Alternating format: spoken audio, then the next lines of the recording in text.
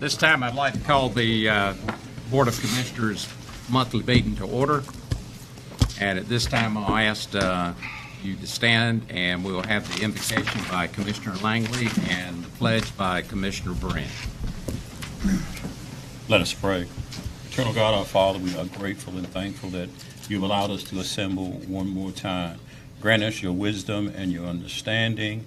And Lord, grant us your peace as well, that we may agree to disagree in love. In Jesus' name we pray. Amen.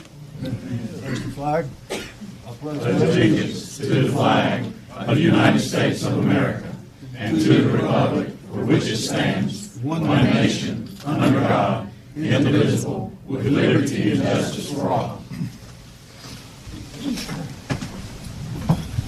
This time I ask you to turn your cell phones off, or at least put it in the vibrate mode. At this time, item number C is a conflict of interest disclosure. Is there any commissioner that needs to disclose a conflict? Hearing none, we'll move to item number D, the approval of the agenda. Can I have a motion to Moved.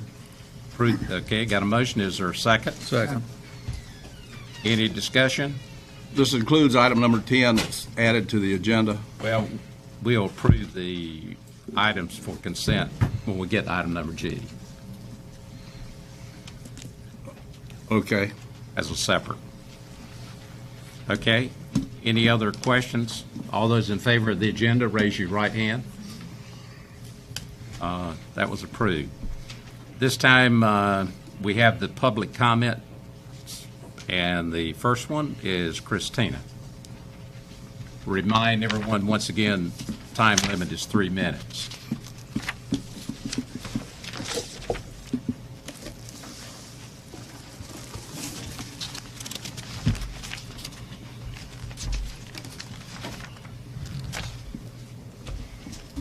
Do I start now? Yes, I'm sorry. I'm sorry. Good evening, Commissioners. I'm here tonight to make you all aware of another group of citizens in North Carolina facing the same threat of a solar facility in their backyard. A group of citizens in Denver, North Carolina, has been fighting a 5-megawatt facility for 5 years. I will remind you that the proposed solar facility in Terracea is 74 megawatts. It's a huge difference. The group in Denver has been to Superior Court twice, Appeals Court once, and just last month won for the third time defending their case. They also have the support of their county commissioners. Why? Because this group of citizens invested $70,000 to have a land value study done. The results of this study, taken from various areas across our state, show that solar facilities can negatively affect property values by 25 to 50% within a 1-mile radius of the facility. The judge last month also cited this study as the main reason for denying the solar facility. We face a much bigger solar facility proposal in Terracea. Approximately 600 acres, 74 megawatts, and close to 300,000 solar panels. If Wilkeson Solar is installed, Beaufort County would be the second largest producer in the state of solar. Is this what we want our county to be known for? It seems to me our potential is much more, given the abundance of natural resources. It also seems that the threat of losing more farmland is more probable than ever. This is the new These are the new lines being put up that cover a lot of Beaufort County. And the new line will not only supply Beaufort County with needed energy, but it will establish a transmission way for future solar developers. Therefore, to develop solar regulations is even more important than ever. If our county's mission is to become the top solar producer in the state, please develop rules and the solar ordinance that will protect the people who have been here for decades. Thank you. Thank you. The next one is Tim Wells.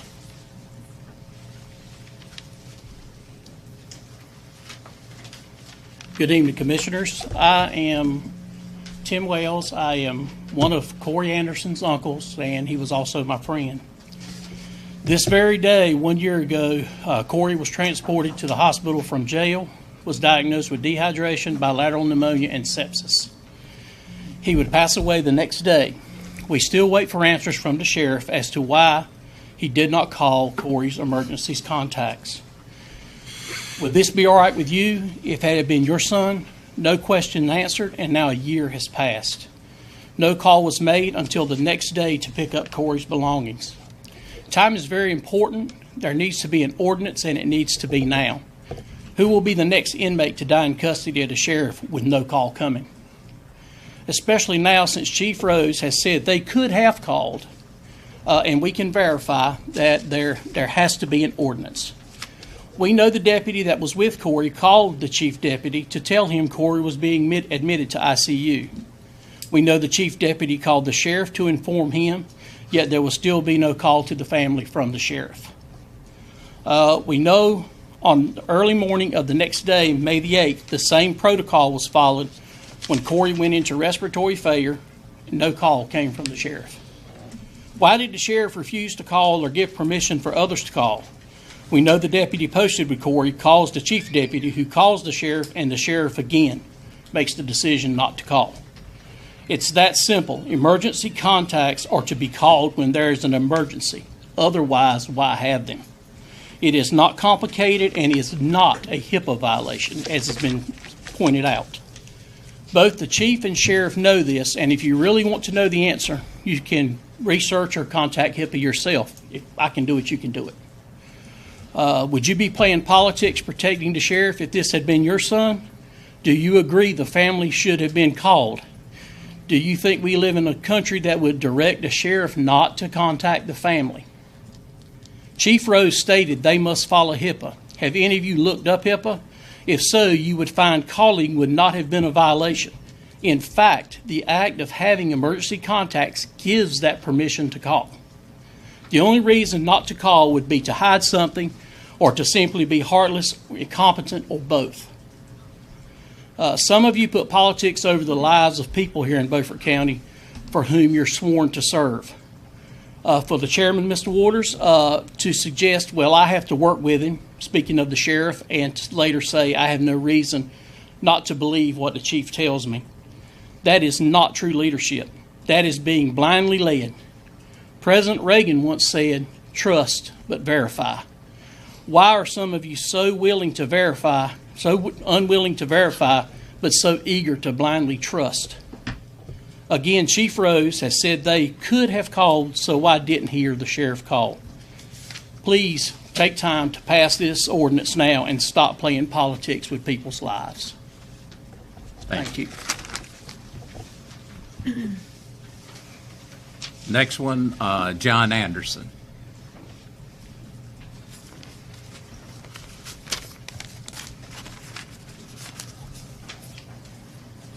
Good evening.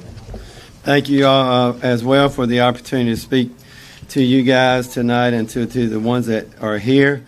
As Tim said, I'm John Anderson and I am Corey's uncle. As Tim has stated, tonight is the 1 year anniversary of the day that Corey was taken to the hospital. No call from the sheriff's office was ever made, regardless of what anybody might want to say. No call was made until the day that the family was called to come and pick up his belongings, which is just wrong. After many attempts to get information and answers that we've been looking for, we're here tonight. We're back again. No call, no records for the 4th, 5th, and 6th days of the month before he would go in on the 7th.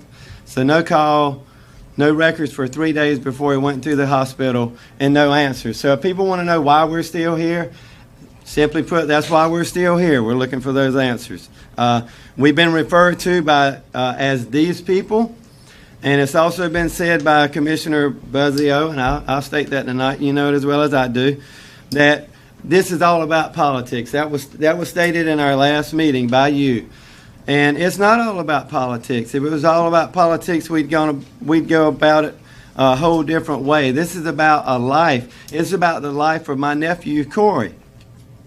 Other than what you have said and some others have said, Sheriff Coleman himself has called my family stupid. He's called us ignorant. He's called us ignoramuses. He has said that. He said that to my son, Jacob, on Monday night in the Walmart parking lot. Among those things, he also said that he's not responsible for Corey's death. He made that statement. He made the statement that there ain't no higher up than me. Those are his words exactly. I quote them to you tonight. Again, in that same conversation with my son. And my son actually said that was the thing that stuck out in his mind the most, is that statement that there ain't no one higher than me. Why won't the sheriff step up and take responsibility for his actions? We've also been accused of being money hungry and again making this into a political issue.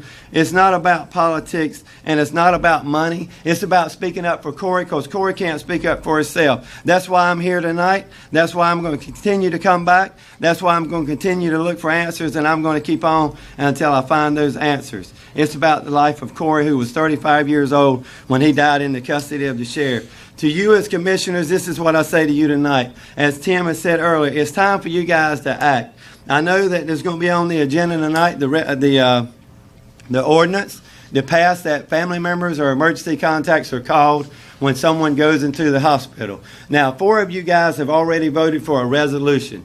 And my comment to you tonight and my recommendation for you is to be a man of your word, to stand up. If you can vote for a resolution that they be called, then my advice to you is to vote for the ordinance. Stand up and be the man you are. Speak up for the people of Beaufort County. Corey especially. Corey can't be here and speak up for himself. It was stated also by Mr. Langley in the meeting the other night when it was talking about how complicated all this was. He said it's not complicated. It's as simple as picking up the phone. I say the same thing to you tonight. There's no way that there's ever going to be any law in this country that says that you can't call a family member when somebody goes into the hospital because they're deathly sick. So I say to you guys tonight, do the right thing. Stand up and vote for the ordinance just like you voted for the resolution. Stand up for the people like you were voted and like you were elected to do. That's my comments to you guys tonight. That's the way I feel about it. Anything that I've said to you tonight, I can back it up with proof. And I appreciate your time of speaking with you guys tonight. That's all I got for you. Thank you. Thank you. The next item is Higher Heights Report. Loretta?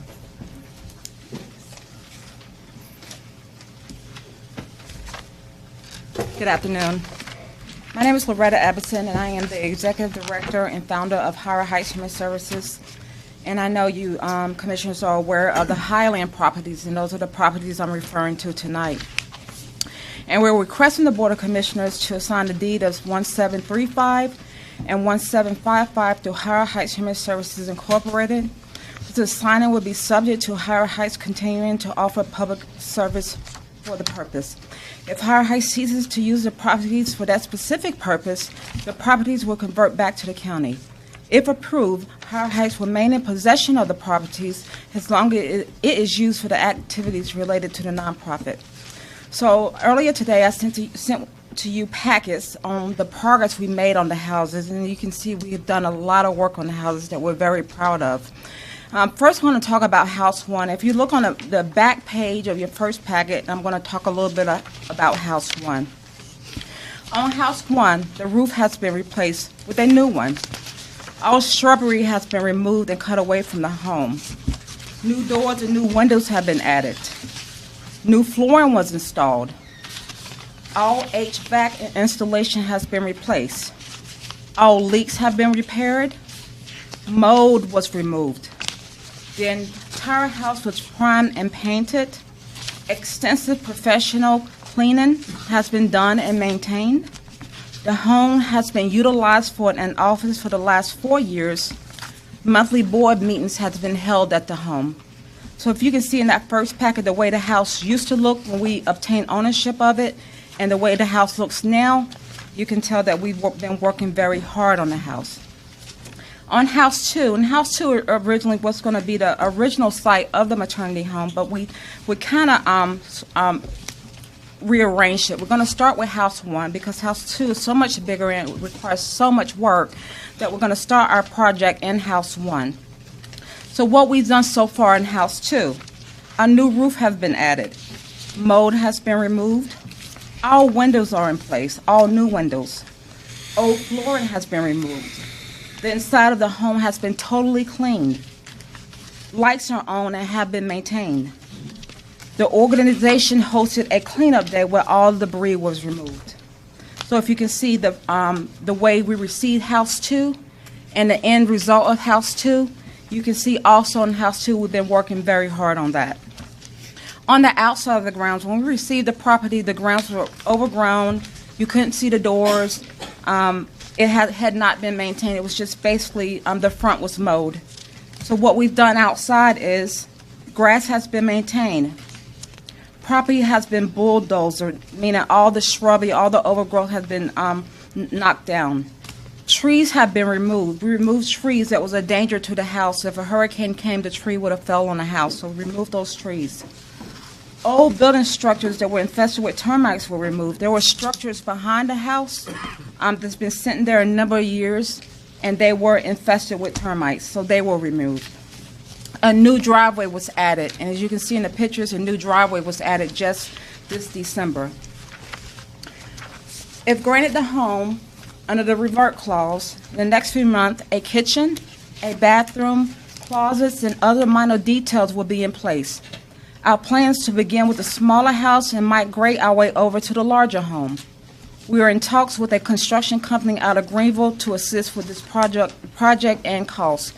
Matter of fact, they were out today making plans to move forward with this project. But obviously, we cannot move forward with the project if we don't own it. So we're asking you tonight to consider the revert clause on these homes. Any questions? Any questions from the commissioners?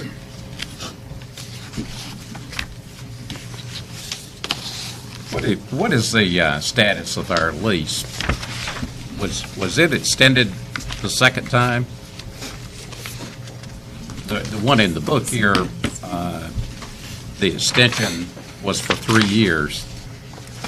Yes, you had the original lease and you've got an extension, and I think we're coming up on the end of that second extension, or the first extension.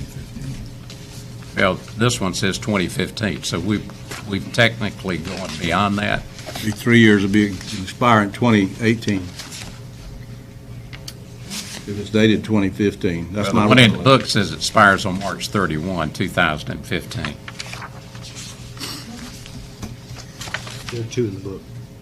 Pardon? There's two in the book? Yeah, I thought we reviewed it. Mr. Chairman? One time, if you'll look. Yes. While you're doing that, I don't have a problem with giving these people as much as a 10-year lease, which I think is the longest lease that we can legally give them. But it's county property, it's owned by the taxpayers of Beaufort County, and I have a problem with favoring one group of people over another group of people, and I'm going to have something else later on the agenda that has to do with that. So I don't see how that we can deed, because somebody else will be in the door next week wanting us to deed another piece of property to them because they are justifiably a nonprofit, as these people are. But I don't have a problem with giving them a 10-year lease. They seem like they're well enough managed and well enough financed. They've certainly improved the first house that's on there. And it's county property. It's taxpayers' property, and I have a problem with giving taxpayers' property to anybody. I understand what you're saying, Commissioner Richardson, but without having the homes in our name, without them deeded to us, we cannot continue with our renovation because people want to invest money that's owned by Higher Heights. They don't want to invest money that's leased. And that's been our hang-up for the last couple of years, trying to figure that out and trying to make sure we were ready to take on that responsibility. Now the board deemed that we were ready. The houses were vacant for a number of years before we took interest in the homes. And with the revert back clause, I mean, if we don't do what we say, it comes right back to the county. Well, I'd rather see us devise a plan that somehow would allow you to preserve the investment that you already have in the property while the property is put up out on bid under the upset bid process in order to dispose of the property. Commissioner, with all due respect, under the upset bid process, we will lose the property.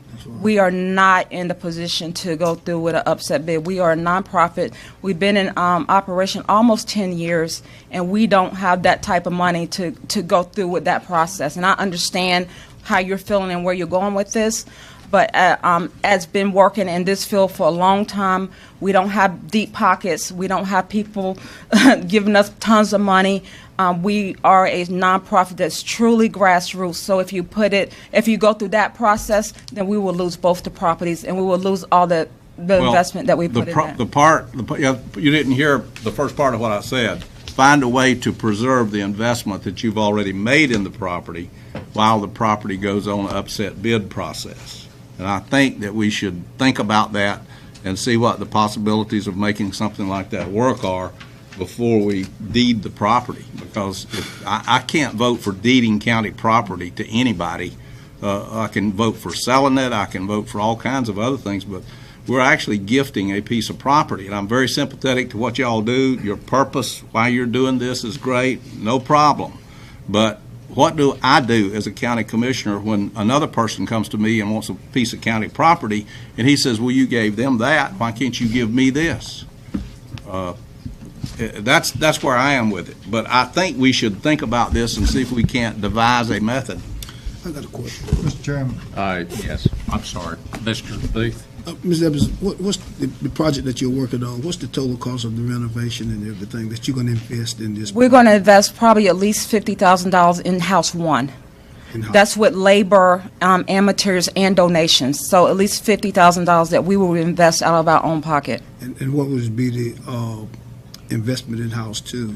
Well over $200,000. Well over $200,000. Yes. Do you have investors and people to make sure you have those funds in hand? Yeah, we have people who are working with us to take this as a step-by-step process. Obviously, we don't have $200,000 sitting in the bank. I don't know if any nonprofit do. Maybe they do. I don't know, but we don't. But we are going step-by-step. We're going step-by-step to make this project come to life. It's been a slow process. It's been a tedious process.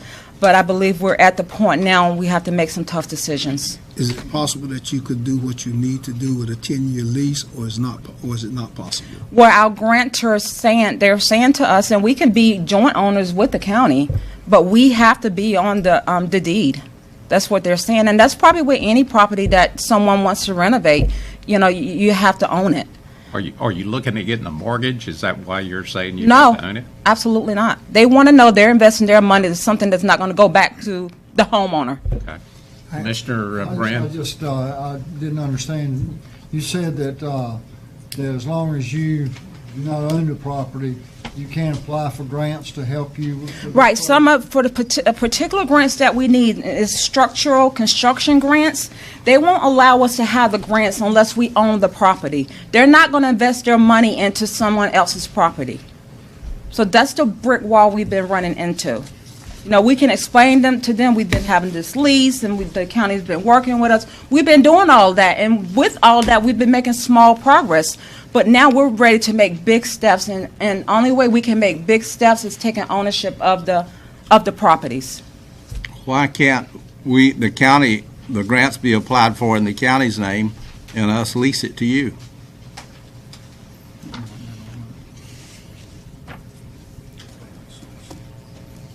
Well, with all due respect, is the county going to maintain the grant? Because with the grants, it's a lot of maintenance that goes along with it.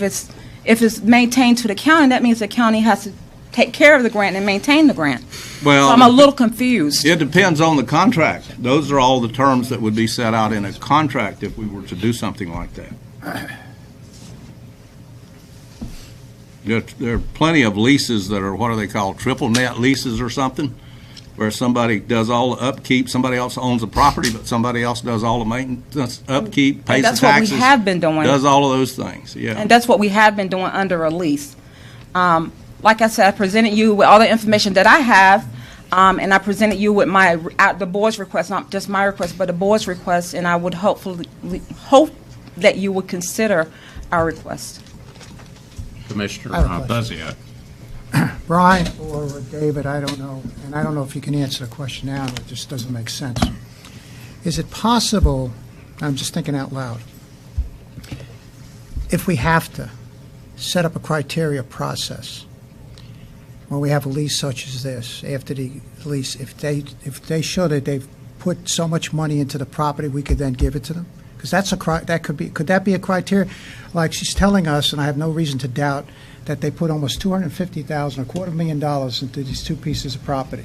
And looking at the pictures before and after, That's not what she said. is there some way we could, so we still have a criteria if we have to have?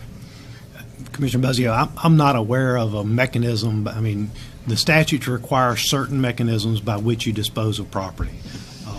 And I'm not aware of a mechanism by which you could say, you've already invested this much in the property, so that is a piece, that's part of your initial bid. I'm not aware of that. We could have some discussions with the School of Government about it, but I've never seen a property done that way. Typically I under believe, upset. truthfully, on an upset bid, you're going to lose the property. We're going to lose it, and we're realistic on that. Bid you right out of the water. Absolutely, and that we've been, since we have had the properties and kept the properties pretty decent, I think, you wouldn't believe the amount of phone calls we had, about those properties. So You've had phone calls, people want to buy it? what are you doing with those properties? We want to do something, and of course, if Somebody wants to put the motion in place for an upset bid. Possible. basically. If you're getting that many calls on it. Mr. Chairman, Yes. is it, and you already know that if you go through an upset bid process, which is the way that we just have to dispose of county properties, you already know you're going to lose. Right. But we also know, do some research and see if we can give you a 10-year lease, and you do the same things that you need to do, and we can renew the lease at the end of each interval. So it'll still be up for 10 years. I mean, this time you had it for 3. Is that correct? 3, that's 6. Do it for 10. And you can still lease it at the same rate that you're leasing it now. But the problem still remains that we don't own it. Yeah. And it still puts I understand what you're saying, Commissioner Booth, and it still puts kind of a brick wall up in our plans. But the thing that scares me, and this is the way we're going to have to do it, you won't own it if we go through an upset bid process. You won't have nothing Right. for your organization. Right. They're gonna bid you right out of it. Oh, I know. I understand that. I understand that, and that's why we entertained the revert clause. I don't know if that's something, Mr. Alligood, that I know that you have brought to our attention, and that's why we went this route. For the board's information, General Statute 168-279 allows the board to deed property to a nonprofit agency, real or personal property, they are authorized by law to appropriate funds to. As long as that nonprofit agency is providing a public purpose in which you're allowed to provide money to, then you could deed that property with a deed restriction that requires that property to revert back to the county if that nonprofit ceases to provide that public purpose. I've done that before in a previous county where there was a museum where they donated a piece of property to a museum, and they said as long as you use it for the museum, it's yours, but if you ever stop using it as a museum, it comes back to the county. So there's a mechanism to do that if the board chooses to do that. Or you can continue to lease. You can go to 10 years. Anything above 1 year up to 10 years, you can lease, but you have to have public notice, 10 days public notification before you enter into that lease. But there are multiple ways in which you can deal with property. Mr. Chairman.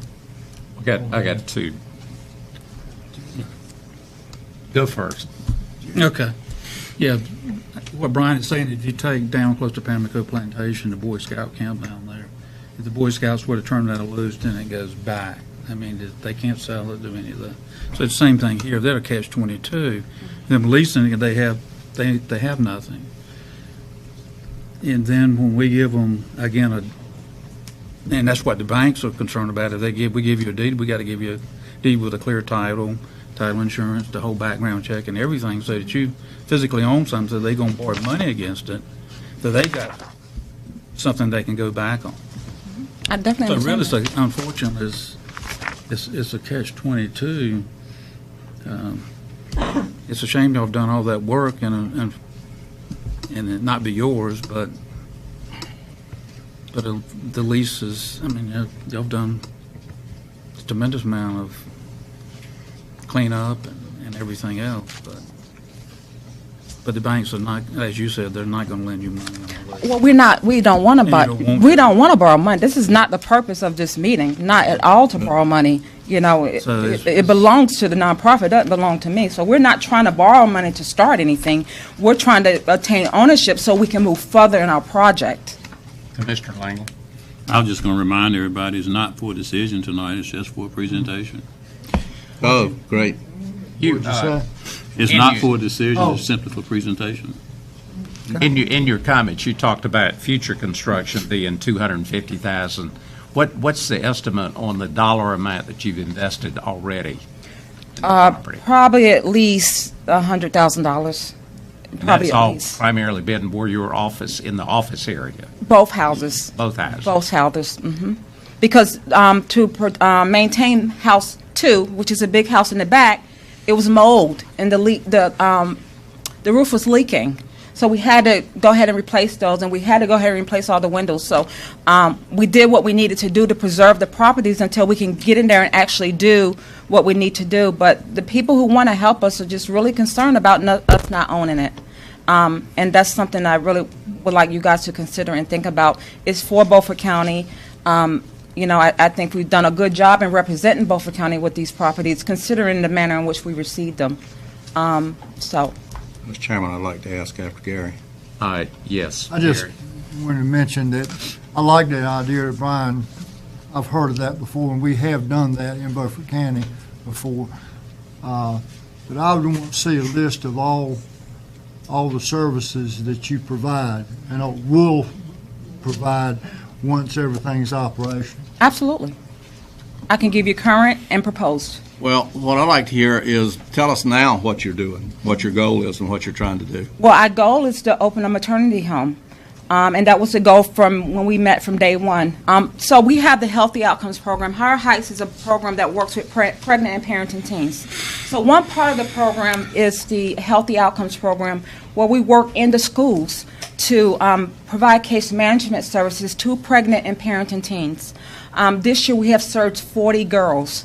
And of the 40, we had one repeat pregnancy and maybe one dropout. So our services are working. Another part of the program is prevention. We have not worked on prevention because we have not had the funds to work on prevention yet, but that's another part of Higher Heights. And the third big part of it is a maternity home, that we are getting calls that people are homeless, girls are homeless, even up to the age of 25. They're homeless, they have nowhere for them and their baby to go. During the day, they're in the snow, in the rain, and so we're ready to move forward. The board is ready to move forward to try to tackle some of these situations that's happening in our own Beaufort County, and this is the really the only holdup. How many people do you have on staff now? 3 3. Where are they? Where do they work? in the Beaufort County schools. They are housed in the schools. They have offices in the schools. We have one office in the school, and the other office is in House 1, which is where I am, and then we have an intern. What is the source of your source of funds presently? Well, you guys help us, and we get money from Vidant, we get money from United Way, we get money from Jonathan Havens, and we get money from Wells Fargo. But the bigger monies that we want to get, we have to have ownership. Is there any other I just questions? have one question. What section of the law was that?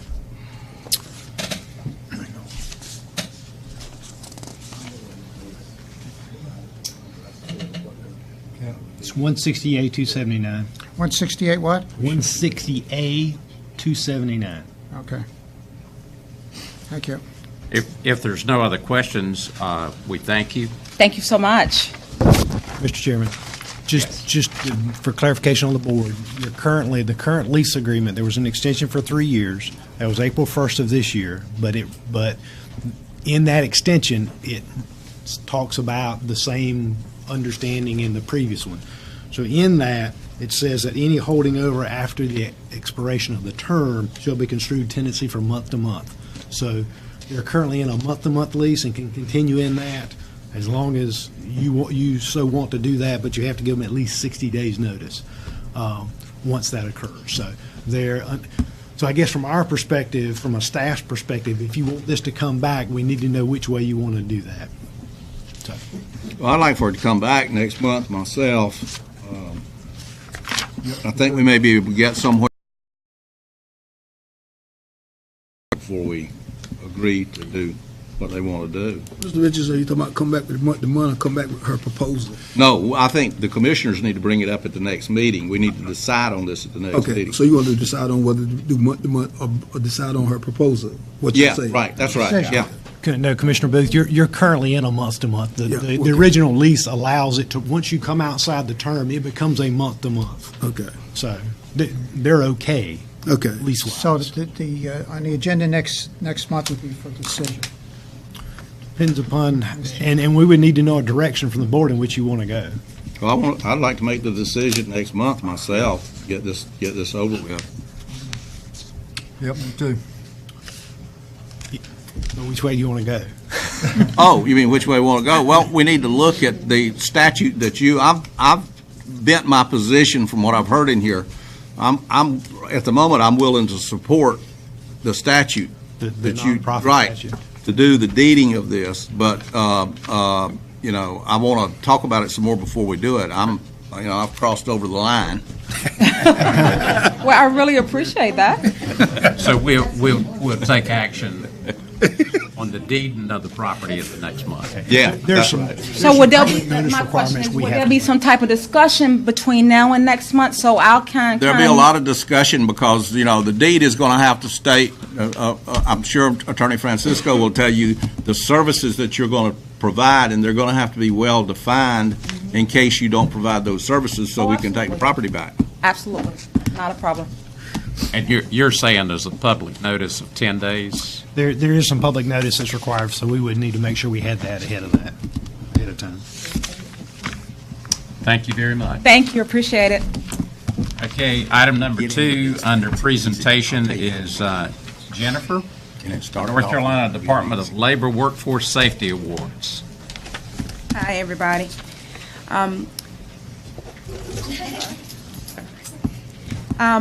The North Carolina Safety Award ceremony is held each year and is where Cherie Berry, the Commissioner of the Department of Labor, goes and recognizes all different counties for private and public firms that are throughout North Carolina that have achieved and maintained a good safety record. Basically, you have not had any fatalities. You have maintained an incident rate of at least 50% below the average for that particular industry group. We receive 4 awards. There are 2 levels. There's gold and silver, and we actually received 2 gold. And that was for, we received gold awards, and that's for the 2nd consecutive year. And that was for DSS, Beaufort County Health Department, the administrative offices, and emergency services. I will present these awards to each one of the departments by sending them their certificate to be posted in their department in our office mail. Thank you very much, Jennifer. Congratulations. Once again, that's the administrative offices, Department of Social Services, the emergency services, and also our health department. And speaking of our health department, James, you're up with our community health assessment. Your safe health department's here.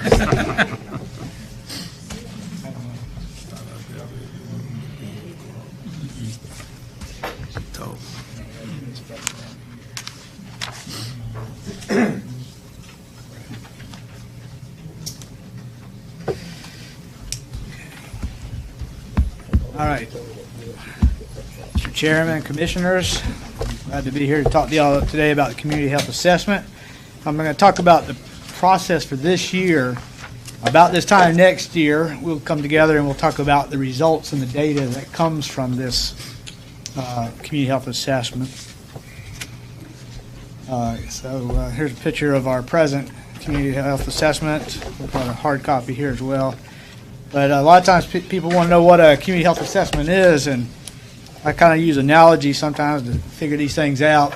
And I think that when you want to build a house, you got to go there and you have to assess the land before you build that house. You have to look to see how many trees are there, the slope of the land, the soil types that are there, it can hold a septic system, how far it is to the neighbors, how close it is to a hog farm or whatever you want to do. You have to make your assessments on that land. And then another analogy I use is when you go to the doctor and you have a health problem or health issue, first thing the doctor is going to do is sit you down and assess your history and the symptoms and stuff like that in order to come up with a plan.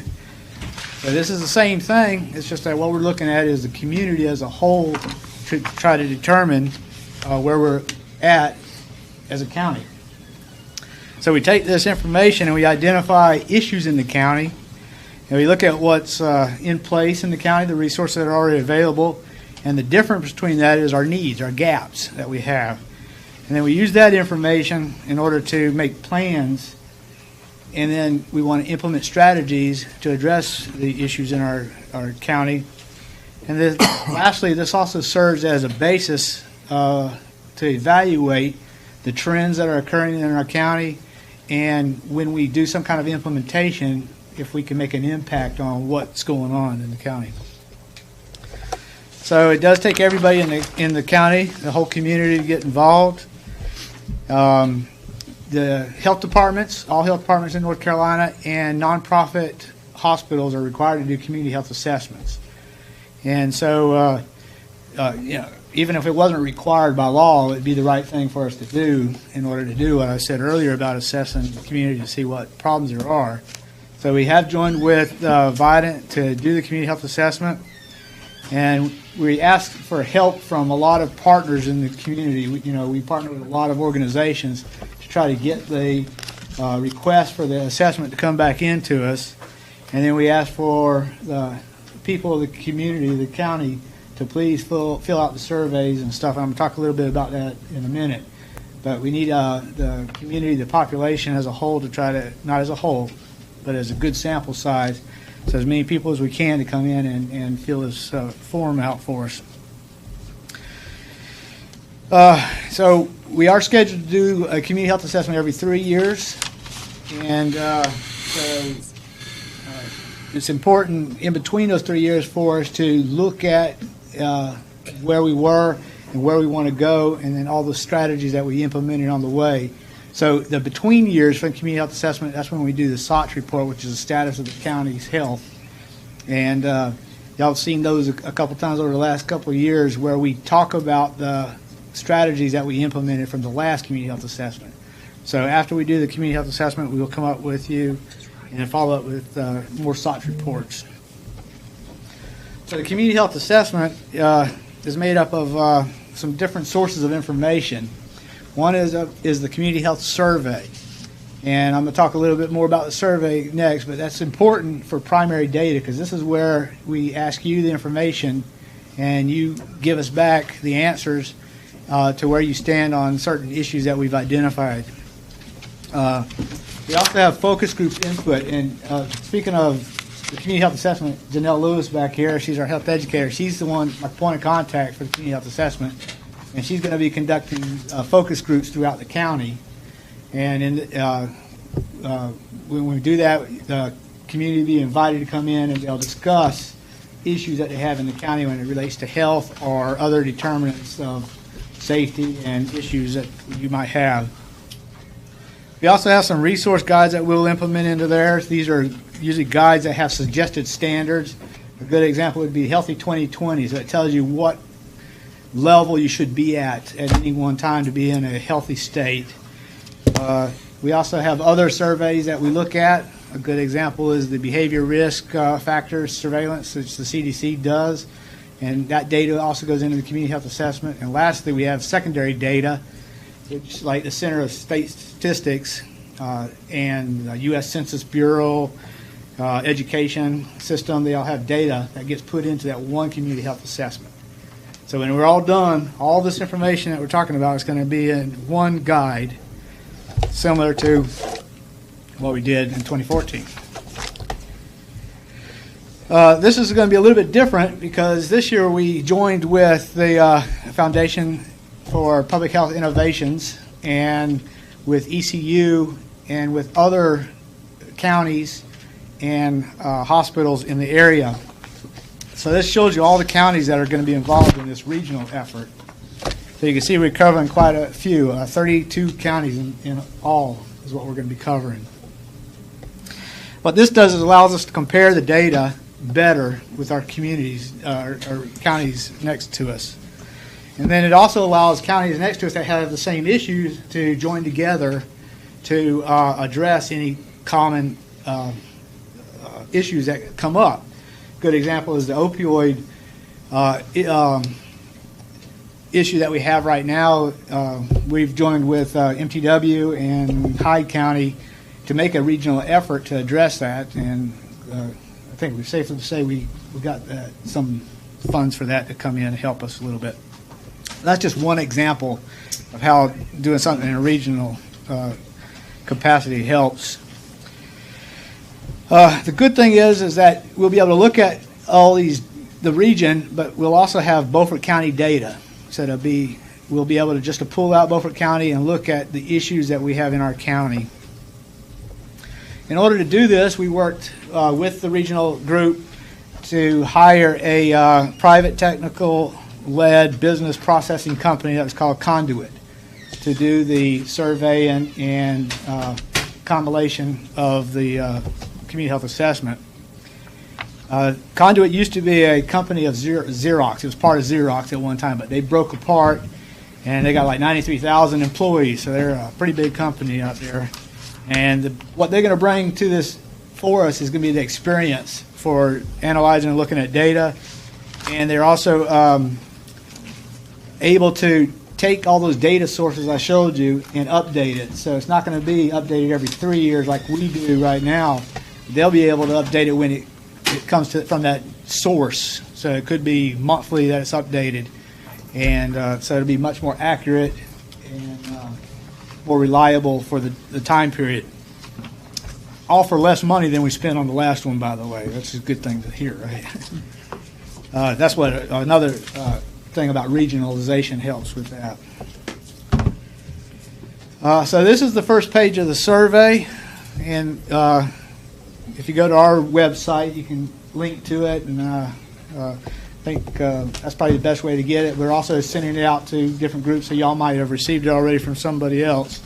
We did start the survey April 16th, and it runs through to June 30th of this year. So far, it seems to take about 12 minutes to fill it out, which is not too bad, and it consists of 65 questions, depending on how you answer some of them. Because if you answer like you're a smoker, then it'll ask the next question about quitting, or if you answered no, then it's not going to ask those questions. So it's about 12 minutes of your time to help make this happen. So since we've started April 16th, we've already collected, and this is data was of the first, and I got data a little bit earlier this morning, but I'll tell you right now we have 232, not 122. But the numbers here are pretty much the same. 12% of those respondents so far have been male and 88% female. And of course, we want 50-50 on that.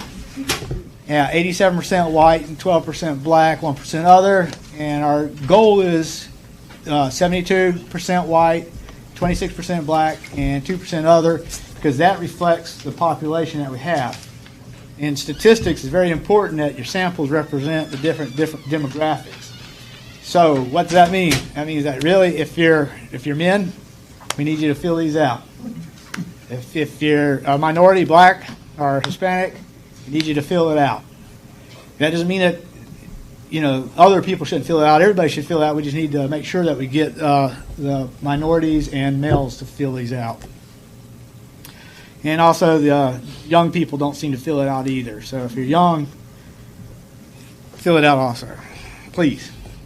And it's important that we know what your issues are instead of other people telling you what your issues are. You know what I mean? So I hope that you'll do that.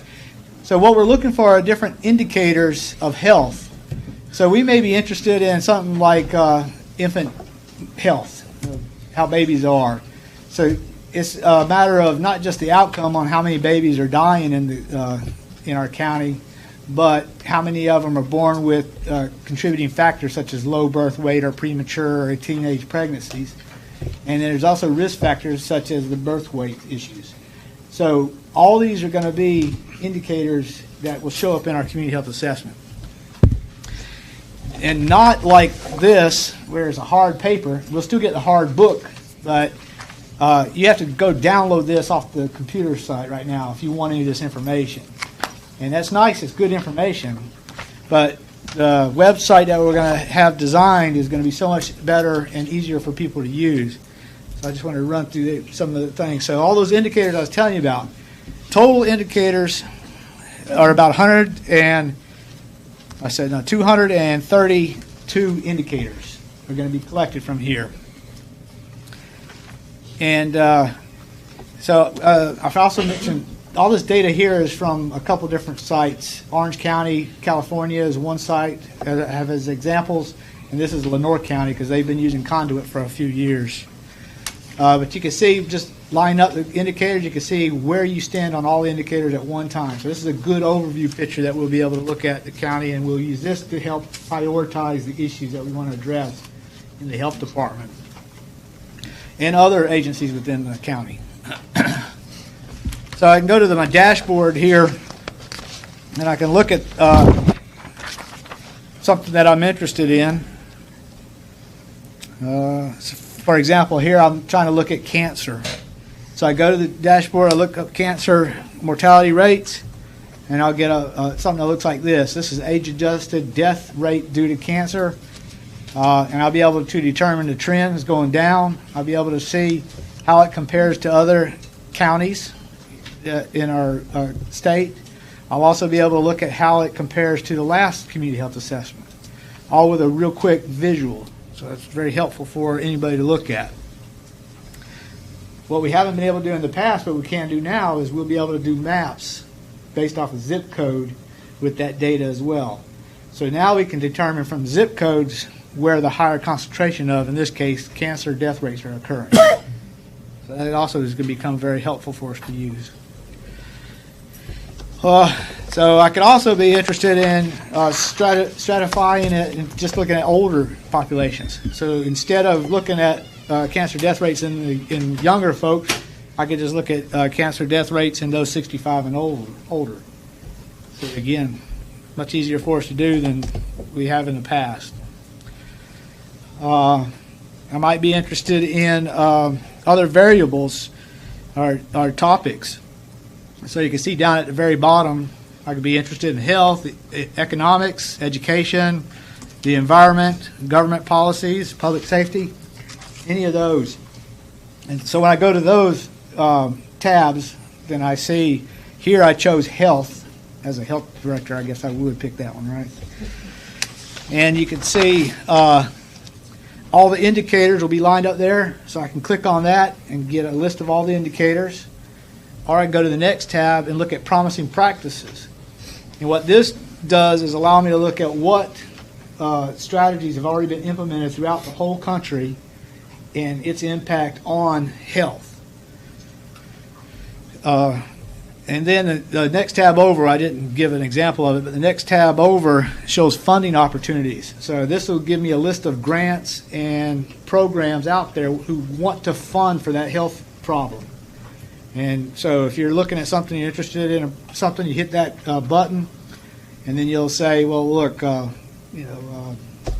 Coca-Cola is interested in this issue, and they're willing to give so much money for us to tackle that issue.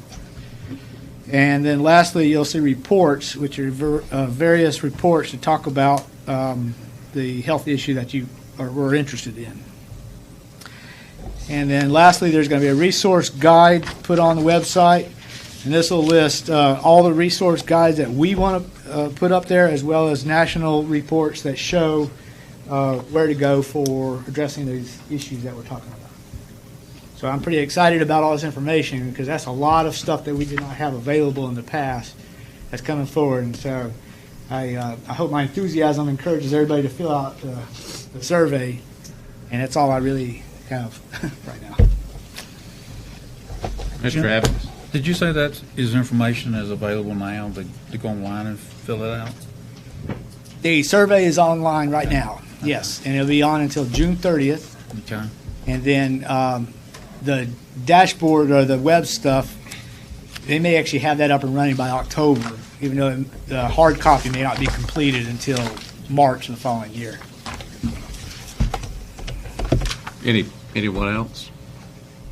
Thank you, James. Thank you for your time. Okay, items for consent. Any of these items need to be moved to for further discussion? So moved. No, I just want to be sure that item number 10, whether it's included or not included. It is included. That is included in the motion. Okay. Is that right? Yeah. Okay. Well, to be sure, item number 10 is Beaufort County Review Officer Resolution. Yeah. Okay. Is there a second? Second. All right, the motion's been seconded. Any further discussion? If not, all those in favor of approving the consent agenda items, raise your right hand. Those opposed?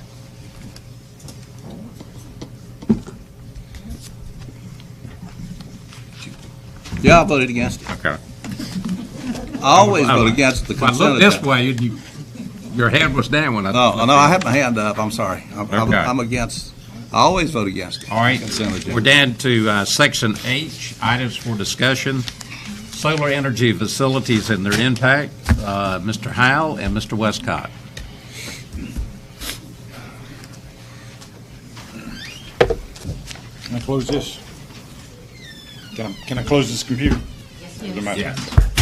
Thank you. I'm William Westcott. I'm an environmental consultant. The Terracea community asked me about last summer to come and just kind of keep an eye on the environmental review and the environmental permitting associated with the solar company proposed project. And the two main issues I have followed and tried to voice in this meeting last summer and again in the Utilities Commission meeting in March here in the courthouse have been the jurisdictional determinations. Have they been done on site, as well as the blue line and buffer issues associated with all the farm ditches that are out there? I had been talking with the Corps of Engineers, and they had not, the field agent for the Corps of Engineers for Beaufort County was not aware of anything. The company finally did send their consultant and have a testimony done back in April 5th of this year, if you have that document. I'm glad they did provide a document that said that yes, they did coordinate with the Corps of Engineers. That sounds good, but you need to read what that coordination was. When you look at the letter that they sent and the meeting and the docket or the testimony of the consultant, all they did was to have a meeting to go over the procedures or the methodology in which to do an evaluation. Afterwards, according to the testimony, the consultant did go out there, do some field work, and then submit the results to the solar company. Didn't submit the results to the Corps of Engineers, which is kind of odd. Why you would invest in a multi-million-dollar project, do an evaluation, but not submit the results to the Corps of Engineers for verification. So anyway, the company took the consultant's information, designed the project, and the Corps of Engineers has not seen any of the results as of 1:40 this afternoon. Because I talked to the Corps of Engineers on the phone at 1:40 this afternoon with the field Corps of Engineers representatives for Beaufort County, and as of today, they still have not received any package from the company or the consultant for them to verify the environmental findings of the solar company's consultant. That's interesting. Because if you go to the Corps of Engineers website, which I did, it talks about getting a jurisdictional determination. The jurisdictional, and I pulled it right off their website, so I'm just going to read one statement off of this particular page. The jurisdictional determination process is essential when investigating, planning, designing, or submitting an application for a permit from the Corps of Engineers to determine if the proposed work will occur in wetlands or waters of the United States. Now, going about getting a jurisdictional determination, it's also posted on the Corps website. The Corps of Engineers recommends, because they don't have the staff to do all the projects that are out there being requested, so they actually recommend that applicants go get an environmental consultant to do the work. Good. The solar company did that. But it also states to coordinate with the Corps of Engineers to verify the delineation. The company has not done that yet, but yet they are moving forward with the project. The next issue that was I've been bringing up is the buffer issue with blue lines. The testimony of their consultant, I'll read you the question that was asked during this testimony. Did you identify any natural watercourses that would be subject to the Tar Pamlico buffer rules? The answer, Broad Creek Canal is the only natural waterway identified during the wetland delineation. The canal is located off-site to the southeast. The last statement is important here. The project is cited to be in compliance with the Tar Pamlico buffer rules. Sounds good. If you read that, take it at face value, it says, well, they've done the work. But be very careful, but they've been very careful and selective in their wording. The question was, did you identify any natural watercourses within the project area? There's no natural watercourses in the project area. But if you take a topo map, there's 4.5 miles of blue line ditches in or immediately adjacent to the project site. Now, I gave a call to North Carolina Division of Water Resources. Anybody can do it. I talked to their field staff. I said, I just want a clarification to make sure I understand this correctly. If I pull up a topo map and it shows blue line ditches out here, do they have buffers on them? They said, if you pull up a topo map and it has blue line ditches, then you are to automatically assume they are waters of the state and have an associated buffer until such time that our staff members can get out there and verify otherwise. The company and its consultant have not sent anything that I am aware of to the state of North Carolina Division of Water Resources to ask for verification of blue line ditches or buffers on those ditches. 4.5 miles of blue line ditches, approximately 39 acres of buffers within the project area, and the company has not asked for verification. But yet they have moved forward with the planning process. The State Utility Commission has glossed over this and kept on moving. They have not provided the agencies 2 different times that this has come out for review, the Division of Water Resources and the Stormwater Organization have said we need delineations so that we know what permits you're going to be needing, and what impacts are going to be. The company has not yet provided that. All they are doing is burying us in paperwork and testimony, when they could simply resolve this by saying, here is the verification from the U.S. Army Corps of Engineers, here is the verification from North Carolina Division of Water Resources. Boom, issue resolved. They have not yet done that. And those 2 organizations, those 2 agencies, have not received anything from the company's consultant asking for verifications.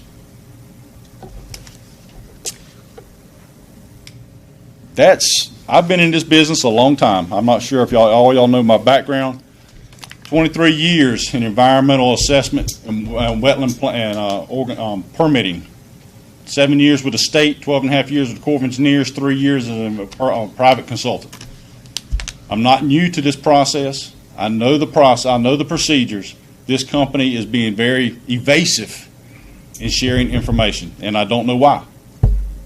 You ask them for information, and they give you testimony. They bring a consultant from Michigan to do an evaluation in eastern North Carolina.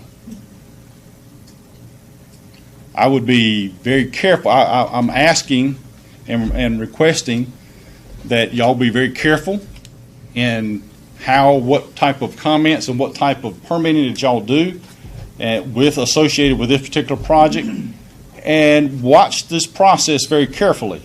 If you have the opportunity to submit comments as an organization, as a government body, to any of these permitting processes that they have to go through, then I recommend that you do so. Voice your concern to the local, the state, and the federal agencies that are issuing permits for this process. Thank you. Mr. Chairman. Let's let Fred, Oh, okay. let them finish, and then we'll go to the questions. Good evening, Commissioners. I'm here tonight to represent my family, relatives, and many concerned friends and our disbelief of the atrocities that we are potentially threatened by with the invasion of this solar facility that will have no economic benefit to our pristine county that you men should be helping to protect us from as stewards. Each of you solicited our support monetarily and as voters in order to be elected to the office of Commissioner. Where is our support? We appreciate how Commissioner Buzzio has worked diligently to find a reasonable solution to the solar companies working their way into Beaufort County. We would like to thank him and the commissioners who voted for the placement of the moratorium. Why would you as a governing body continue to support this project that William has just described as not being fulfilled? Our county manager and county attorney have said Wilkerson Solar was vested in the project. We have since learned that vested means Wilkerson Solar LLC has invested 10 years paying a project manager meeting with county officials, whether it be office visits, on-site, or at nightclubs, and soliciting individuals and slithering door to door. Once any individual expresses any favorable interest, they are compelled to silence by a gag order. All of these tactics are supported by your and our tax dollars. When the average unaware citizen is made aware of this fiasco, it's like we have encountered a sucker punch. These billion-dollar companies are spending millions of dollars working with state and county governing bodies at the citizens' expense to gain 30% tax credits, which is huge for them and have no benefit to our county. A great analogy is like the goose who laid the golden eggs. What happens when the goose dies? Where will the golden eggs come from then? Who will take care of the remains of the dead goose? Most recently, evidence showed that the solar panels contain dozens of hazardous materials such as Gen X and caminide, and you can find this chemical mentioned in Cook's letter as stated in the recent NC Utilities Commission hearing by one of the Enbridge paid experts.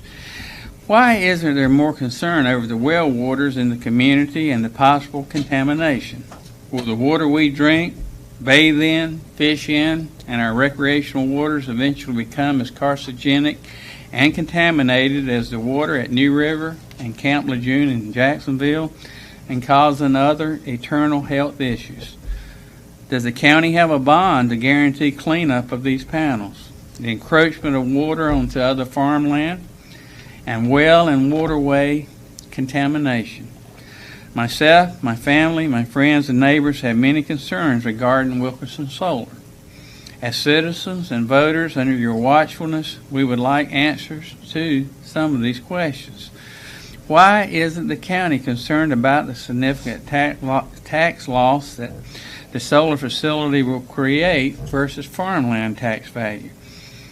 What studies have been done to determine the hydraulic effects of solar farms, and what is in effect for stormwater management, which will be needed to control rapid runoff volumes and rates caused by rainwater? What type of natural filtration system will be under these solar panels? Will the designs or lack of maintenance create a peak discharge that may increase significantly with stormwater? In many cases, the kinetic energy of the flow that drains from the panels has been found to be greater than that of the rainfall, which causes erosion at the base of these panels. What will be in place to prevent this from happening? My family and I have farmed in Beaufort County for nearly 50 years. I myself am a second-generation farmer, with my son and nephews a third generation. They derived their livelihood on this same land. I grew up on this land. I had the great blessing to farm beside my father, brothers, and family. We know and understand the canal systems, the ditch drainage systems, and as William has just tried to explain to y'all the blue line streams and waterways. I also know the ditches require constant maintenance. A spokesperson for Wilkerson Solar in a meeting concerning the moratorium said the ditches could be maintained by individuals with shovels. Anyone who knows the Terracea land knows that would be impossible. Flooding is always and will remain an issue in the Terracea area. Now, when our family has forestry work done, if there is any disturbance of a blue line stream, there will be fines imposed. The contractor, the landowner, and the one endorsing the contract are all liable. Where do you men fit into this equation? As endorsing this project that does not fulfill the required permits, who will be responsible?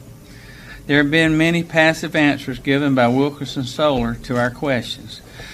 The people of Terracea have asked you several times to place the newly proposed solar panel under the current Beaufort County solar moratorium. When the moratorium was solidified, this current project wasn't on the drawing table. This current project includes new land, new mapping, and new boundary lines. The only thing that is the same is the name and still so many permits that have not been obtained. As of this date, there are no permits issued by Beaufort County, any environmental agency, and the NC Utilities Commission. As of this date, there are no formal applications. Wilkerson Solar did not apply for a permit before the moratorium was effective. Therefore, they should be barred from the proceeding until the temporary moratorium expires. Some commissioners have said Wilkerson is grandfathered, but what is the legality of this? They failed to include it into the temporary moratorium. If Wilkerson is grandfathered, what is to prevent some other company from being grandfathered? How would the county distinguish Wilkerson from another company that now wants to apply? The temporary moratorium either applies to all, or Wilkerson has an advantage others do not have. Clearly, that would be illegal.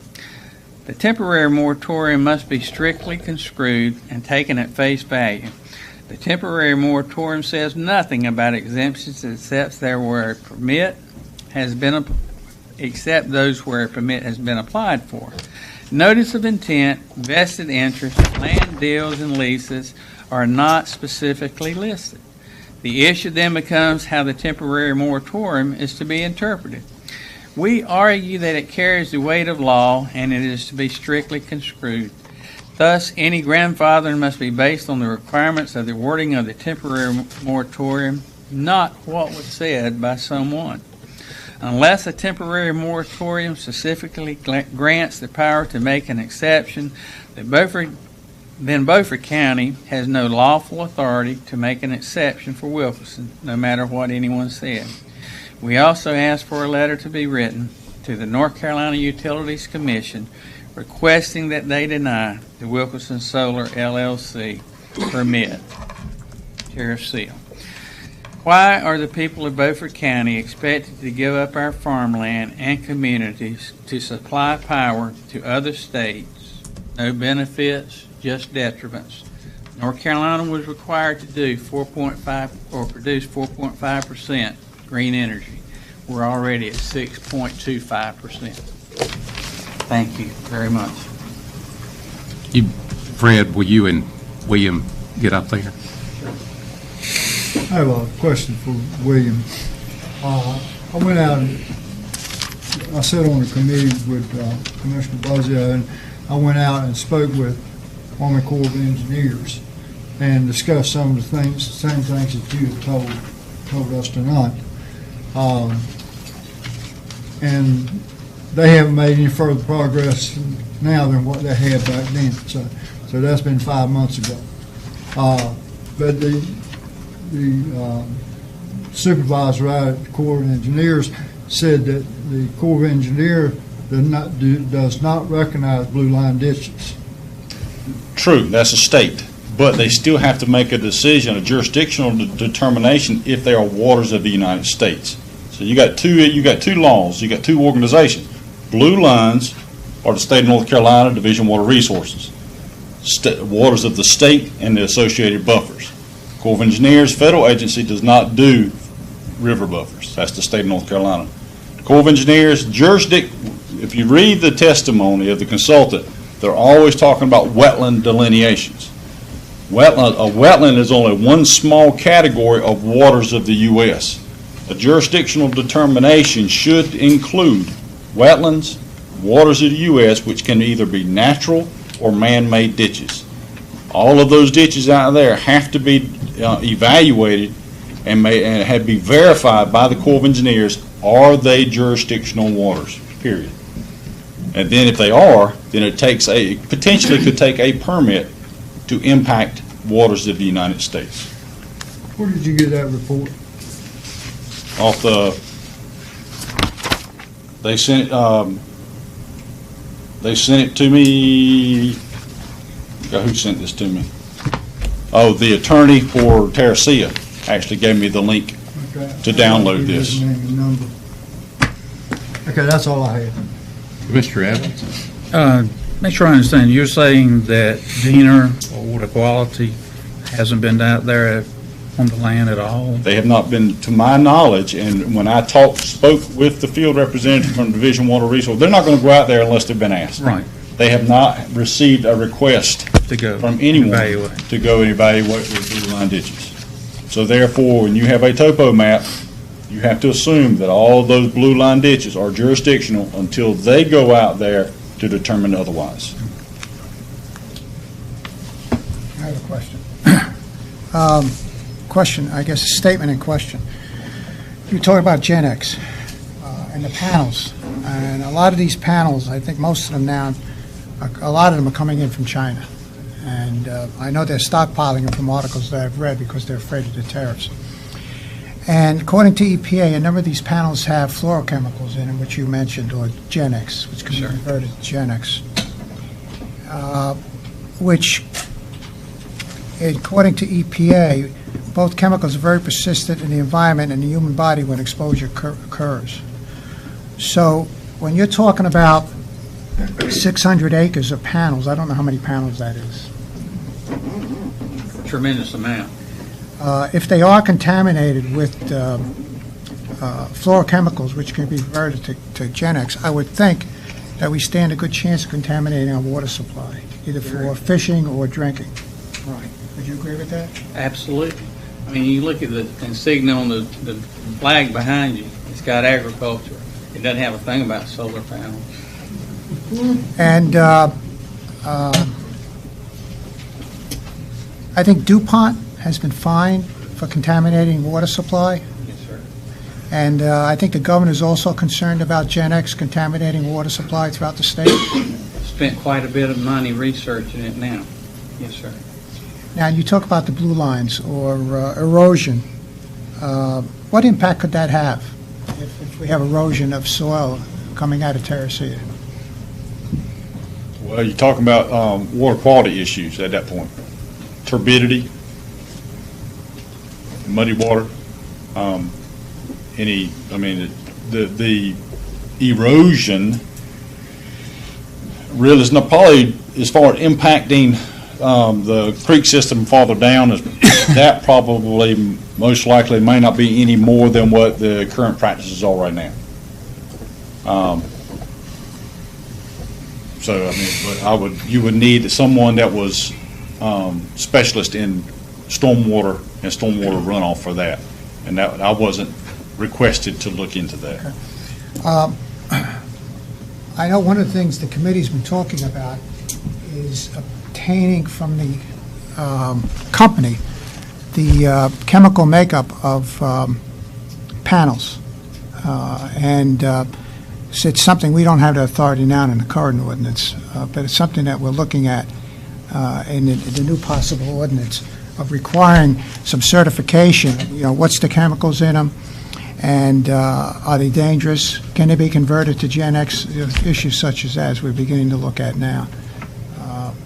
And I do know from other articles that I've read that you have to be careful because they may say one thing in their plans about a particular panel and the source of the panel, and then when you actually get into construction, they change panels because they get a cheaper price on or something. I don't know if have you heard anything about that? Well, Commissioner Bozier, like you were saying, these are manufactured. You're talking. No, go to the mic. Oh, I'm The sorry. mic. I can't hear you. Commissioner Bozier, as you were saying, these are manufactured in China. China has a ban on them that they cannot be erected even in that country. So why would, they have a ban if they were so safe? Thank you. Mr. Evans? Were you aware of the 185 megawatt solar farm that's in Bertie County? It's going to be about 1,700 acres. No. What's interesting on this particular process is the last meeting we had in March, the Utilities Commission's here, that was here. We have that meeting, we voiced our concerns, and then the Utility Commission was going to have a hearing, but they had already closed the speakers. So the company had the opportunity to hear all of our concerns, and they had already signed up all their speakers to provide testimony. But there was no way that we could sign people up to rebuttal what they were saying. So this right here packet is all from consultants for the company. There's nobody else in here providing information to be able to rebuttal them, even though they sat in here to hear our concerns and then went back to Raleigh to give the report from their people, and with none of us being able to go and share. Do you know why that happened? No. Don't. Any guess why that happened? No, sir. Any other questions? Thank you very much. Thank y'all. We're down to item number 2, notify designated parties when prisoners are admitted to hospital update. Commissioner Richardson. This has to do with the ordinance having to do with notice to be given in emergency conditions by the sheriff when people are admitted to when his prisoners are admitted to the hospital. And at our last meeting, if I'm not correct, we directed the manager and the attorney to approach certain entities to gather information because, interestingly enough, we're being told that the county can't pass ordinances, which is really a stretch. So I'd like to hear the report from the manager and the attorney on what they have found out. I'll be glad to go, Mr. Chairman. Yes. I think that the county attorney will handle the request to the AG's office. I didn't have anything to do with that one. But I was directed to send an inquiry to the Association of County Commissioners, the Sheriff's Association, and the UNC School of Government. Those were sent. My request to them was, I said, at the last board meeting, the board asked that I seek the advice of the Sheriff's Association regarding the following action the board is considering. Can the Board of Commissioners pass an ordinance that requires the sheriff to notify immediate family members anytime a prisoner in his custody is admitted to a medical facility? And this is generally the note that I sent to all three of those. The county attorney has given the board his opinion that he does not believe the board has the authority to do so, but they are seeking additional advice. The additional advice includes that from the NCACC, the UNC School of Government, and the Sheriff's Association. The county attorney has also been directed to seek an opinion from the North Carolina Attorney General. So the response back from the Association of County Commissioners was, we've received your email, we're taking a look at it, we're asking. I haven't received anything back from them except an acknowledgement of the email. I received an email back from Mr. Eddie Caldwell, who is the Executive Vice President and General Counsel of the North Carolina Sheriff's Association, and he writes, thank you for contacting the Sheriff's Association regarding this important matter. I concur 100% with the opinion of your county attorney as noted in your email inquiry below. Any such ordinance, if adopted, would be contrary to the North Carolina Constitution and would not be binding on the sheriff. Respectfully, Eddie Caldwell. I received a response from Mr. Jamie Markham with the School of Government. He is one of their subject matter experts on jail, and they have different attorneys that work for them at the school who they have specialty areas they deal with. Mr. Markham is the one that they funnel those questions to. So his response to me was, you asked me to consider whether the board could pass an ordinance requiring the sheriff to notify an inmate's immediate family when a prisoner is admitted to a medical facility. I do not see any clear statutory authority for the county to enact such an ordinance. It doesn't seem to fall within the general ordinance-making power of GS 153A-121 in that it is not related to acts, omissions, or conditions detrimental to the health, safety, or welfare of the community's citizens. It has some connection to health in that it involves an inmate's medical care, but it is really more about directing a communication related to that care and not the care itself. I don't see any other statute that would expressly authorize an ordinance such as this. Moreover, this is an area that is squarely within the purview of the elected sheriff. Under GS 162-22, the sheriff shall have the care and custody of the jail in his county. That custody includes the responsibility for providing medical supervision and emergency medical care, GS 153A-225. Those statutes do not, however, require that the sheriff share the details of how he or she provides that care or custody. For security, privacy, and confidentiality reasons, I can imagine the sheriff not wanting to share an inmate's precise whereabouts, even with the inmate's immediate family, when the inmate is accessing medical care. The county does have some input into how the jail provides medical care. The jail's medical plan must be approved by the local or district health director and adopted by the board if it is adequate to protect the health and welfare of prisoners, GS 153A, 225A. That approval and adoption process might be a point at which the county could request that the sheriff includes some sort of family notification procedure when inmates are taken out of the jail for care. I would think, however, that any such policy would likely need to have exceptions for safety and security reasons. These are my thoughts on the issue. I hope this is helpful. Please let me know if any questions remain. I do not have anything from the Association of County Commissioners, but those are the two that I do have. If I understand that correctly, there's not really any law one way or the other. These are the opinions of these individuals.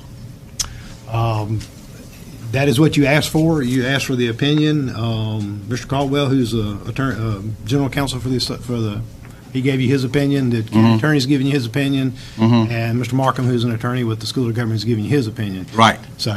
Okay. And he's saying that he can't find any, because counties in North Carolina, as you're aware, are creatures of the General Assembly. They're only allowed to do specifically what the General Assembly allows them to do. So that's what he's saying, is he can't find a statute that expressly allows you to do that, in his opinion. So what we have to do is we'll have to go to our legislators and get them to do something before we can do anything here. I don't think so, because there's some more law on this at the very beginning that I gave you at the last meeting, and it only takes about 60 seconds, 30 seconds to read it, so I'm going to read it again. General Statute 153A-4, broad construction. It is the policy of the General Assembly that the counties of the state should have adequate authority to execute the powers, rights, duties, functions, privileges, and immunities conferred upon them by law. That includes the people that are elected in the county. That includes county commissioners and sheriffs and everybody else, because we're the only people in the county that can make law, and it's called a local ordinance. When you do this, local law is an ordinance.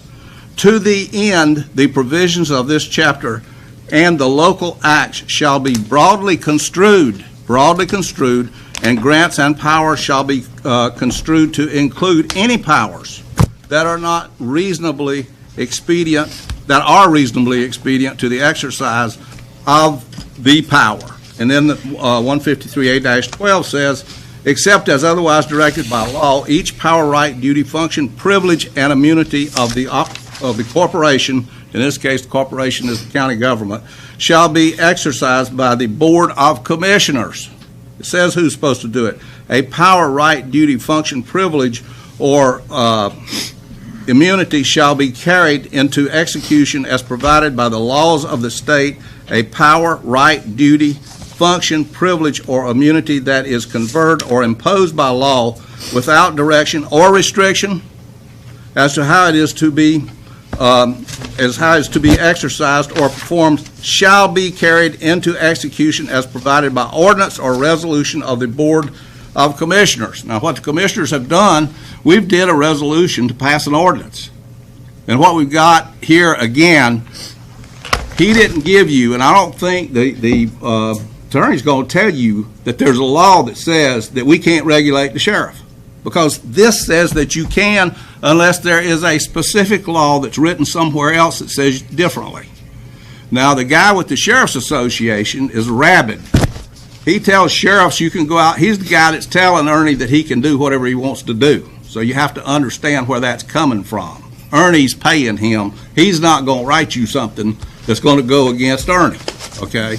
So you're sitting here with a situation where these guys are telling you we don't have any power to do this. But the state law says this is to be broadly construed. We're responsible for running the county. The state doesn't want to come down here and run the county. That's why you have county commissioners. It is our job to see to it that things are properly done in the county. And I don't believe there's a human being in the state of North Carolina that will tell you we have done the wrong thing when we pass an ordinance that says the sheriff is to notify the family or whoever the person has designated if he is admitted to the hospital. I don't believe there's anybody that's going to go against that. It's just common decency. So now I'm ready to hear from the county attorney. I wrote the North Carolina Department of Justice on April the 24th. I have not heard back from them yet. I don't have a response. And as you know, we discussed this at the last meeting. I brought to your attention at that time the general statutes that bear on this. The jail is under the purview of the sheriff, so you're going to run into that same problem that has come up numerous times about the commissioners telling the sheriff what to do about the jail.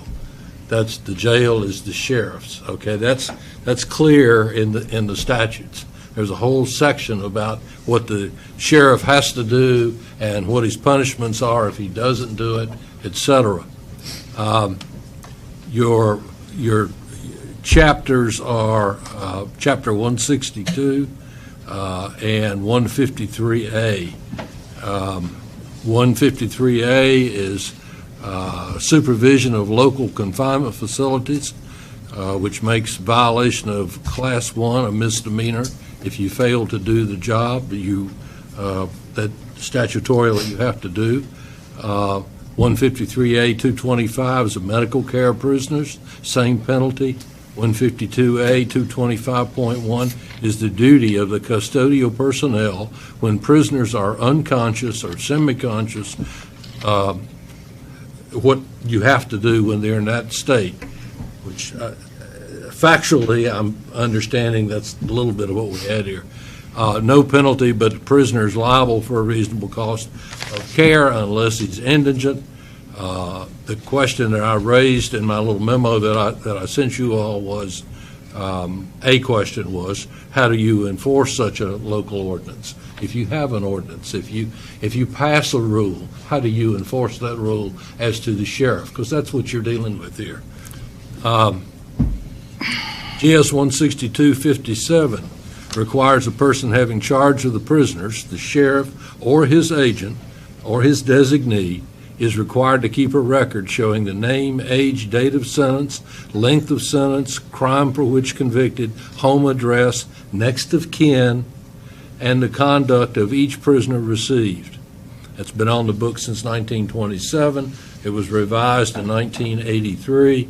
It seems, this is me, my comment, seems to me maintaining the next of kin implies that it will be for purposes of notifying such next of kin in the event of an emergency.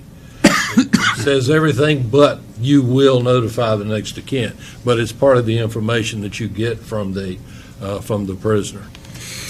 My conclusion, and I've skipped over some of this sections, but I think if you are determined to do something in this area, you should consider sending a resolution to our local legislative delegation to amend 162.57 and or 157A 225 and 225.1 to make it clear that not only do you have that information, but you communicate with the person who is the next of kin, for instance, in that statute, which it does not say, but I would assume that's that's where it goes.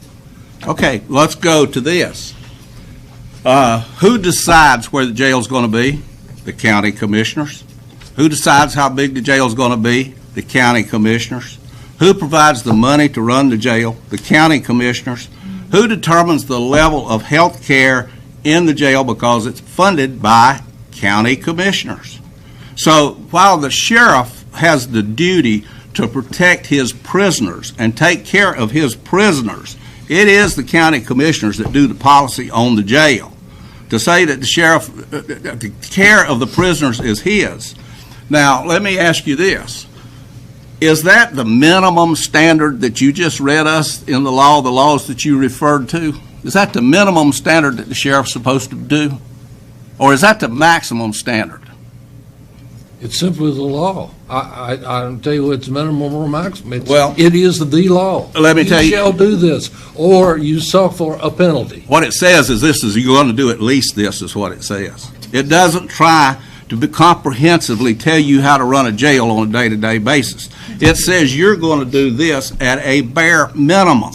And I'll give you another example that a lot of people don't understand. The building code. Everybody says, oh, the building code is the law. It is the law, yeah.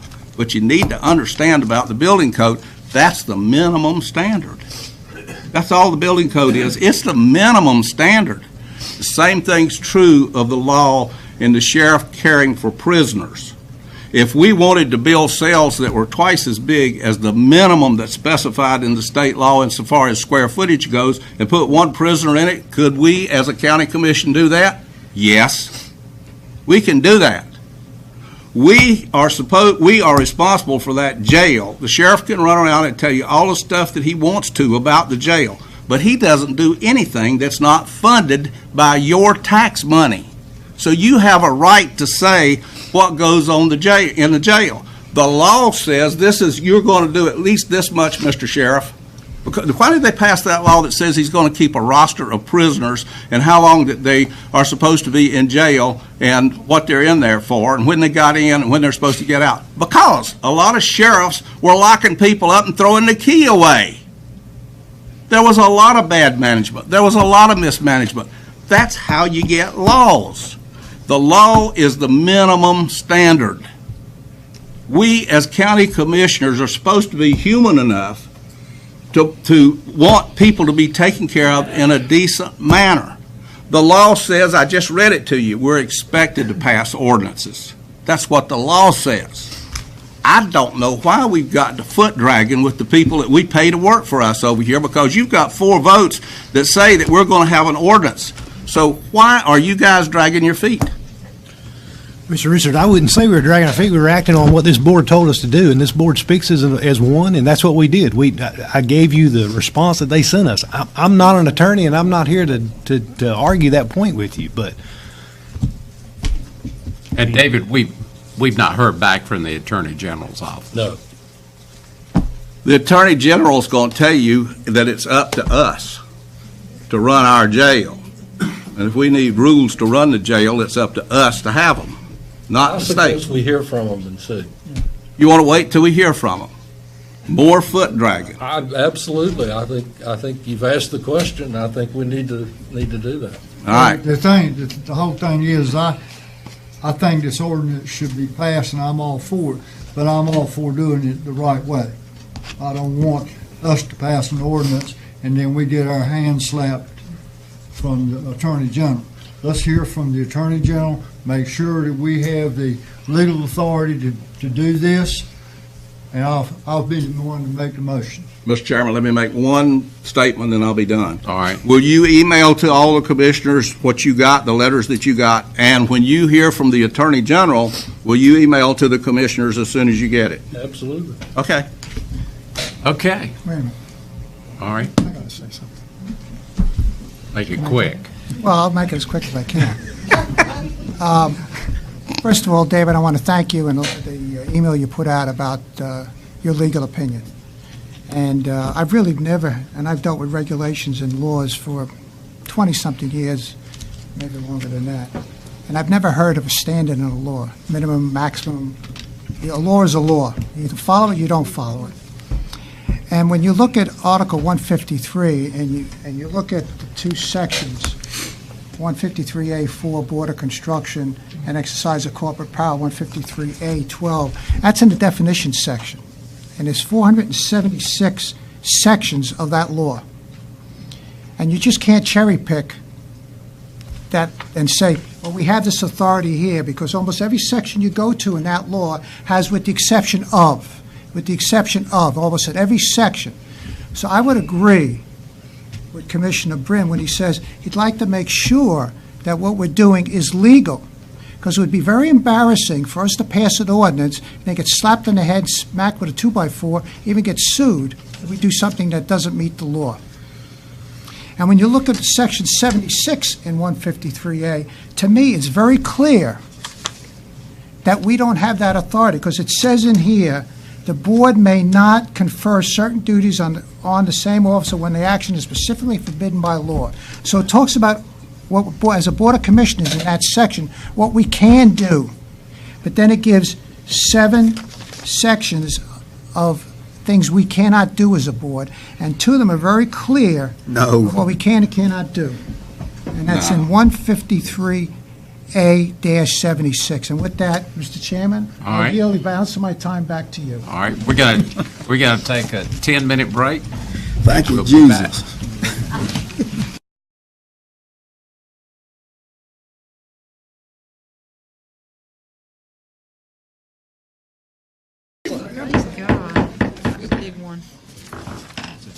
We'll reconvene. We're down to item number 3, the automatic meter and infrastructure update. Christina? You're going to introduce a guest? Yes, sir, I will. Good evening, Commissioners. Standing beside me is Andy Honeycutt. Andy Honeycutt is with MeterSys. And just to give you a little bit of background and history, back in 2017, Beaufort County issued an RFQ to... Could you bring that mic a little closer to you, Christine? Absolutely. Okay. I can hear you now. Better? Yes. Okay. Back in 2017, Beaufort County issued an RFQ to different firms soliciting their assistance with investigating the possibility of Beaufort County Water Department implementing an advanced metering system technology. There's been discussion for many, many years about upgrading our metering system. And again, this is something that we've spoken about at many meetings previously. So the purpose of tonight is to give you an update. We spoke about it again at the board retreat in February, and the Water Committee meeting, which consists of Commissioner Evans, Commissioner Langley, and Commissioner Brin, have seen basically the same presentation numerous times and have had updates from Mr. Honeycutt periodically regarding the process that we were in. But we had not been to the full board, so we wanted to do that tonight, thinking that this may be a shorter meeting. But because of the time, we will go through these slides pretty quickly. But again, we entered into the contract with MeterSys back in 2017. Since that time, MeterSys has done investigation on our current procedures as well as the possibilities that are there. So at this time, I'm going to turn it over to Mr. Honeycutt to give a presentation. Thanks, Christine. Good evening. Mr. Chairman, members of the board, Andy Honeycutt with MeterSys. Thank you for that introduction. Our firm's based in Raleigh, North Carolina, and we were born out of local government and utility work. So first and foremost, our job is to protect the interest of the utility. We don't work for any distributor or any manufacturer. It's all about making sure that you get the right fit, the right solution, the right investment. So we will go through this quickly. In the interest of the Water Committee has seen these slides, so we want to make sure we move pretty quickly. We know you have a full agenda. So the first thing we want to do is make sure we accomplish 3 primary objectives in metering. Number one, it has to touch finance, both on the capital, the capital investment side, the operational cost, but it also has to have a business case. And so when we talk about financial implications, improving your metering infrastructure to infrastructure that's going to register flow at the customer level accurately means you're going to bill that customer appropriately for the consumption that customer engages in. Over time, infrastructure will slow down. Mechanical meters slow down, and therefore, over time, more and more water passes through that meter, which is your billing instrument for revenue in the utility, and that's going to degrade your revenues coming into the utility. And so that's importance number one in metering and really addressing the end of useful life for mechanical meters. The second thing we want to do, you're a large county and you provide service to an extraordinarily large square mileage. And in doing that, you spend a lot of windshield time, a lot of time in the truck, service calls, disconnects, reconnects, addressing stopped meters and troubleshooting infrastructure. And if we can automate just a bit of that, if we can keep folks from going from one end of the county to the other, to do something that we may be able to do in an automated environment through real-time reads, or even maybe service disconnection reconnects through automation, we're going to save efficiency in operations. And then we're going to apply some assets in the field that are going to tell us more about distribution, pressure potentially, even temperature. And we begin to learn more about our distribution system over time using the meter infrastructure as the basis for that. And last but most importantly, we need to serve the customer at an enhanced level. And so by having real-time read information, doing faster disconnects and reconnects, sharing with that customer trends like a stopped toilet or a leaky faucet where leaks are occurring, we're getting in front of the customer's experience with us as a utility and notifying them almost in real time of issues that we see through inconsistent flows on the customer side, and really can work with them to manage those accounts. And so really it has to touch finance, operations, and customer service. The goals for the county are very similar: improve customer service, optimize utility revenue, and leverage technology for expanded functionalities. And we can do things, and what was important to us from the beginning, hearing from working with the staff, and we worked long and hard, and your team has done a great job, including the Water Committee, of due diligence on this potential investment. Remote disconnect became a very important part of what you were going to require. You also wanted to minimize the things you had to manage when the system was installed, so minimizing the network infrastructure, those devices that collect those reads in a consistent way. And then you wanted to have a competitive and manageable CapEx and OpEx cost. You want to make sure that you're not overspending for either the fixed capital one time or the ongoing operational cost. In looking at the various solutions among the manufacturers and distributors, you see that we ran network design by a multitude of vendors: Aclara, Badger, Itron, Master Meter, Mueller Systems, Neptune, and Census. All of these are reputable companies that manufacture AMI solutions. And you see the variations in how that network would be served. It goes from 41 collectors by Mueller Systems, 11,000 cellular connections, and then 48 collectors by Aclara. In retrospect, Census, which operates in a 2-watt output, you only need 14 collectors across the county to get that same coverage. And so we begin to see a theme. Both Master Meter and Census serve in 2-watt output and have very consistent infrastructure design. Okay. So again, you have a large service territory.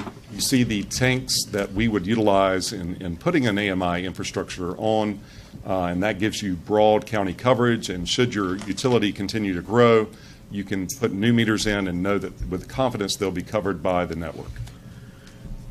Some of the assets that we recommend based on your requirements include from a company called Census.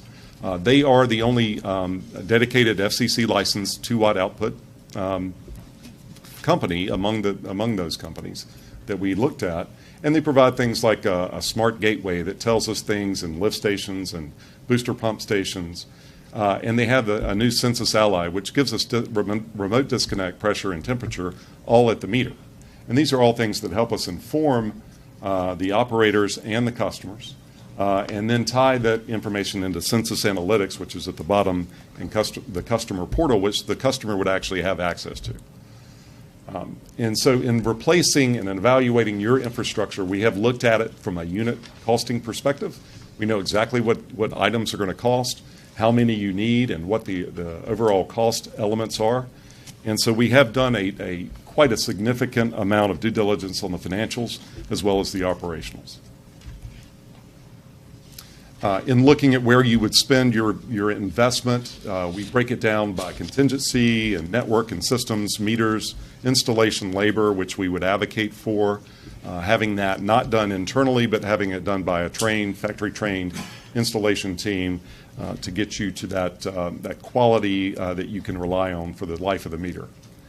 We also evaluated the benefits by gaining efficiency, by improving revenues, By lowering cost of operations, we get certain allocations, either direct value or indirect value, within the benefits for AMI, and you see those described here. And there are details within your final report that summarize what makes up each one of these elements.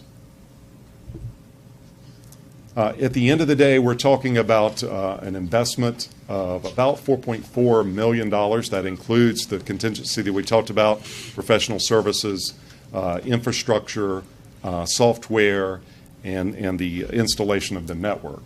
And we did run financial metrics for that.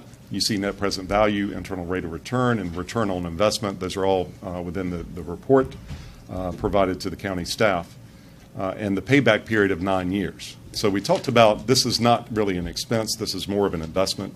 You're gaining technology to gain efficiencies, improve your revenue flow from your utility system, but it does have a capital cost that has to be offset through debt service, and we see that as a 9-year payback based on the benefits we talked about earlier. And so there are two ways to look at it. You can look at it the financial metrics, the ROI, the internal rate of return, but you can also look at it from a pragmatic perspective. What is the cash inflow and outflow, and what are the influences of that system by fiscal year? So you see that we have broken down deployment over 2 years to completely convert your system to $2.5 million initial year one allocation, followed by $1.9 million in the second year for a total $4.4 million for all fiscal years. The direct and indirect benefits, $280,000 per year through efficiencies. That means your people will have time and may be redirected to do other things in an efficient way. You can't really monetize that, but you certainly, it does have contributing value. And you gain $382,000 in those efficiencies and in direct benefits, that being revenue, that being the reduction of fleet, and some of the other cost elements within your operations.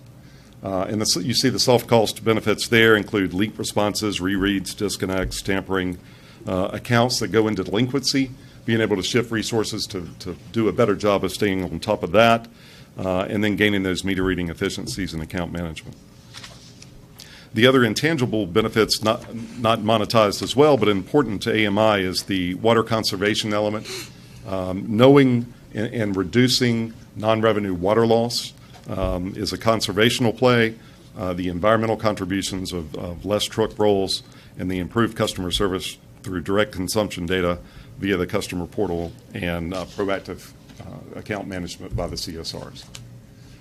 So from a staff perspective, we've taken a very conservative cost element in terms of CapEx and the terms and conditions of that obligation. That being 15 years at 3.5% modeled interest on a $4.4 million CapEx. And you see the annualized OpEx cost of $60,000. The county is doing something I think is innovative and appropriate in doing a network set-aside. So the network has a useful life of about 10 years. And the county said, let's make sure we model so that if in 10 years we have to replace assets within that network, we're putting that as a set-aside. And so that's established as a 14.4 on the network set-aside. So you have direct annualized cost of $456,000, including debt service. And then you have the math around direct benefit or value, and then the indirect benefits calculated in for a net operational value of $207,000. And again, that includes direct, monetized value, and indirect benefit as well. Certainly, our company believes in effective and consistent program management from feasibility analysis to procurement and project management. Your staff has a lot to do, and our team gets up every day, and this is what we do for a living. We only work in public agencies with public water, and we manage projects across the state. I would say we're by far the most active and engaged firm in the state, in the region, for doing this type of work. So the things that we would do there include working every week on the project throughout the 2-year deployment, managing the project through coordination, issue management, quality control, and quality assurance, doing the systems integration with your billing system, testing the meters and the infrastructure once installed, making sure we track financials and productivity and so forth. The projected timeline is 2018 through the new fiscal year, 2018 July to September on initiation. That may be adjusted according to final terms and conditions of the contract. Putting in the network infrastructure, testing in early 19, deploying in the middle part of 2019 through 2020, and then being substantially complete and closing out the project in June of 2020. So one of the things that we talked about on the front end was the need for specific conditions within your infrastructure. You're a big utility, you have certain specific requirements that not every vendor can meet. And certainly you have an opportunity, and in this particular case, this is the only one that we would ever have advocated for in looking at the requirements of the county against the available functionality of the variety of solutions out there. We find one company that is a very good match, both financially and operationally to Beaufort County. And certainly you have the opportunity through NCGS 143-129G, waiver of bidding from previously bid contracts, authorizing a vendor contract for pricing that has already been competitively bid and within the last 12 months, so that you're grabbing those favorable prices, terms, and conditions. And that organization is the City of Goldsboro. They executed that contract on June 28th of 2017.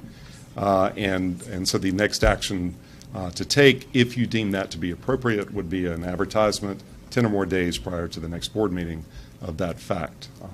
I know, Christina, did you want to summarize some of the other next steps? Yes, and I'd like to also, there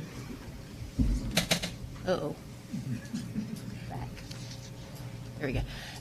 Just to clarify on the timeline, this is Andy's very aggressive schedule, which I appreciate completely, because the quicker you're able to do it, the quicker you're able to expend your funds and then move forward. But just to let you know, this would be best case. What we are looking at, and again, this is just here for discussion this evening, but discussing what we have here, which is the waiver of the bidding the contract. As I'm not sure if Andy spoke specific, but Metersys actually issued an RFQ to the multiple metering companies, and that is where this slide came from, which if I can get back. So these companies responded to the RFQ that Metersys issued on behalf of Beaufort County. So we do have information from all of the different vendors. But what we have found, obviously, and through discussions at the Water Committee, that we felt that Census was provided the best product for our county for the way we are, our large geography, the number of meters that we have. The Water Committee agreed with that and voted unanimously to move forward with getting information from Census. The Water Committee, as well as various staff, visited factories in Mooresville to take a look at the operations and to take a look at the meters to understand the company better, how they functioned, how their network functioned, as well as looking at quality control of the different meters and the different types of meters and gathering information. And based upon that visit, staff still believes that moving forward with Census is the best selection for the county. In looking at that, and as we were pulling together these numbers, obviously when you're doing a study, you're pulling together abstract numbers. You're making an estimate as far as what you think the cost will be. However, because of information just in the industry, knowing that Goldsboro had recently issued an RFQ, Andy was able to take their specific unit costs that they have for the individual meters, and he knows the specific cost and able to do the simple multiplication. Unit cost times quantity of meters gives us the cost. So we feel the values that are shown here, I'm going back to his pie chart. Here we go. You see there's a contingency of 5% on this project of $212,000. Any of you that have been here as long as I've been here, you know that 5% is a low contingency for me. I generally would like to make sure that we have sufficient funds in the project, and I believe this will be sufficient funds in the project. And the reason that I feel comfortable presenting a 5% contingency in lieu of the standard 10% contingency is because of the unit prices that we received from the city of Goldsboro. So what we're looking at now, moving forward in the coming month, is continuing discussions with Census to develop contract documents, making sure that, again, confirming scope of work and making sure that everyone understands, investigating different financing methods. As we've spoken previously, we're also doing investigations regarding potentially combining water districts. So again, we're looking at how this project would affect that. So we've got a lot of things that we are considering. But what we would like to do is to continue moving forward with this project. I think it's something that's been discussed numerous times, and I believe the majority of the board would like to proceed, but just kind of like to get a general information from the board. Any comments from any members of the Water Committee? Sure. We went up and toured the engineering complex up in Raleigh, Mooresville. I mean, it was very extensive. I mean, the amount of testing they do and the accuracy they go after. And then we went over to the manufacturing and assembly operation. So it seems like they make an awful durable product. Very impressive.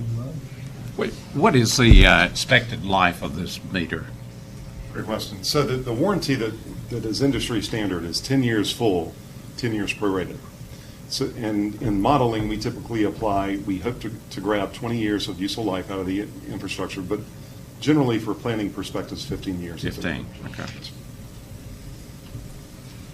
Any other? Well, yeah, while I understand the problems that go with the water department, but 9 years is not really a good payback in my estimation. It's probably on the borderline between being worthwhile or not. Have we done a study from the water tanks that these things are going to be operated from to see which tanks are the most going to give us the best return and which tanks give us the worst return on investment? I don't know about return on investment, but if we go back to there's a slide with the tanks listed. Census, he needs 14 collectors, and those would be on 10 tanks. And I'm going off memory. Cherry Run tank, Bunyan tank, Seahawk tank, Hunter's Bridge tank, Bayview, the Aurora tank, because that grabs lowland. But they determined which specific tank based upon their study that they did. And something that's actually very unique to us, so much so that when we first saw it, we thought it was an error, that when they did the study looking at utilizing our elevated storage tanks, at first we thought they only had 10 collectors because they had 10 tanks listed. They are actually proposing to put 2 collectors 4 of our tanks pointing in opposite directions. One tank in particular, I know that will be Bayview tank. So even though it's on the north side of the river, it may possibly be picking up readings from the south side of the river. I understand, but what I'm saying is that you got differing population densities. Yes. And it may well be that there may be a couple of tanks that we don't even need to do because we get such a poor return on that investment. So have we done a study based on per tank return on payback? Well, the best way to put it is payback. No, sir. They did not. They did the study based upon collectors on which tanks would give them the coverage that they needed.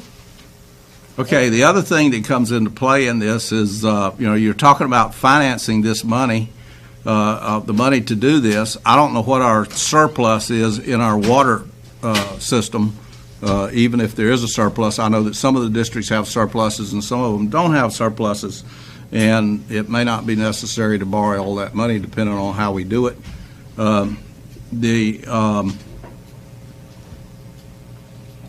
I would rather ease into this than to go whole hog.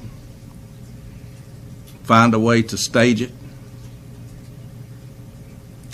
Longer than, we have it in 2 stages currently. What are those? Two what are those stages. We were anticipating two fiscal years to complete the implementation. No, I mean staging the work. Like you do part of the county, and then when that project is complete and shook down, then you do the rest of the county. I'm not sure how, I don't know if you may have more information from Census as far as how their implementation and their network, because again, it is a network where the tanks are talking to each other. So if we requested that, then they may need to go back and do some tweaking of their network, so to speak. Certainly phasing is an option. The one thing that we advocate and see most commonly is economies of scale. So unit cost, labor cost. When they mobilize a network team for your tank lines, they can do that at a lower unit cost than they can if we broke that up. There is the potential, we can tell by the tank how many meters are covered and not covered by that particular tank, and there is some redundancy. And so we can look at that from a network design perspective and make sure we're not overbuilding the system. And since this is pretty good about propagation analysis and where we get these green coverage areas to make sure we get 98.5% of all of the hourly reads come in will be grabbed. And they have to warranty that. So if they're not able to achieve 98.5% of all hourly interval reads consistently, it requires more infrastructure. They own that infrastructure. They have to buy it. And so it is a process where we typically advise setting up the network as a whole so that when you're doing deployment, you're deploying in route sequence, and you're doing that change management process through the entire utility. Christina. Yes, sir. Ultimately, how many jobs would this take away from the county? We have modeled that, and we started with one number, and then we went conservative with that, because the last thing I want to, it's obviously a two-edged sword there. But I believe we ended up with eliminating 2 FTEs. 2 FTEs. How much? 2. 2. It may, if this had been presented years ago, probably the number would have been 4. But what has happened, what history has shown in the past few years, is that the number of positions that were previously predicted really didn't come to fruition. So we wanted to be on the conservative side. So in our in the modeling that Andy's showing, it's only showing the elimination of 2 FTEs. Once it's installed and we understand the process more and get things going, that we may be able to eliminate, maybe not eliminate, but redirect the position. And that's generally what happens, is that the position is not eliminated, but the position transfers to something else. So currently, there's not a person that sits in the office and comes in and monitors our meters. There would be someone who would need to do that. So it's more of a transition. And one of the phrases that are used to describe these type of meters are smart meters. The capabilities that these meters have is great. The capabilities that we will be utilizing in the beginning is very minor. But the hope is, if we have the infrastructure in place, then perhaps in the future we will be able to better monitor water quality and age of water and composition of water and things like that, which is how that FTE may be redirected in the future. One more thing. During that cold spell we had last winter, yes, sir, Asbury Church had that big spill. I think it was like 2,500 gallons. Would this smart meter have picked that up and we could have saved that much water? We couldn't have saved all of the water, but it would have picked up that there was a high flow of water. And so what would happen is then the customer service rep would then be able to call the customer and say, look, we've got a really high reading. You need to go and look at your meter. So it would hopefully, even if it happened on a Friday evening, by Monday it would have been caught. instead of it going on for weeks until someone's caught it. And that's part of the soft benefits or the indirect benefits that Andy spoke of. The customer service value that would be gained from this system is huge. I mean, imagine just that there are a lot of seasonal residences here.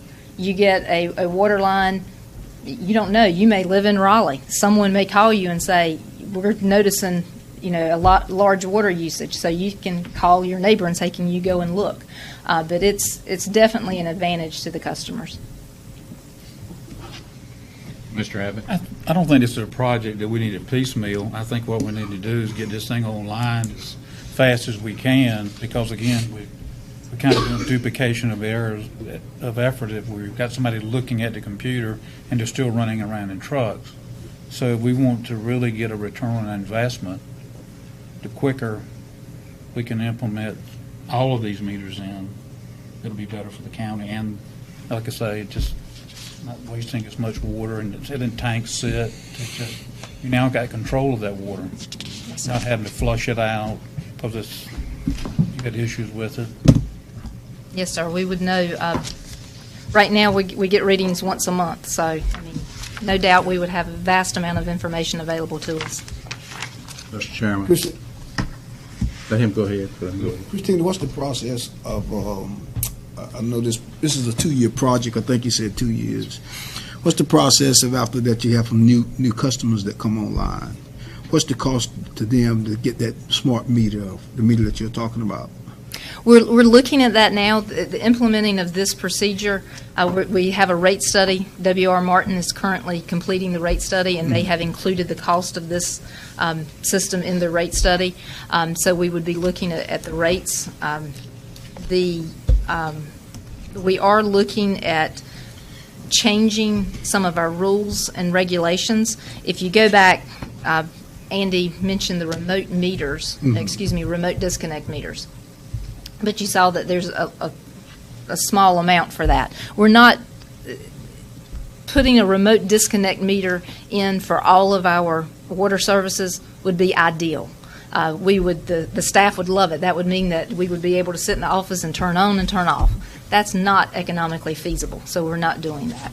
What systems have done are that they look at customers that frequently are disconnected.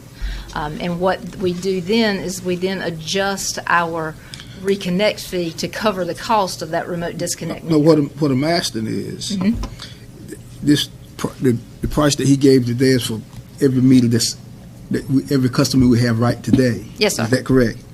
Say after we finish, 2 years after we finish, we have an influx of 300 or 400 people that join on our water. New subdivision. Yeah, new subdivision, or new, just that many customers, some growth. What is the cost, or how is the cost passed on to them if this company has already done the meters for these customers that we have now? What is your plan forward?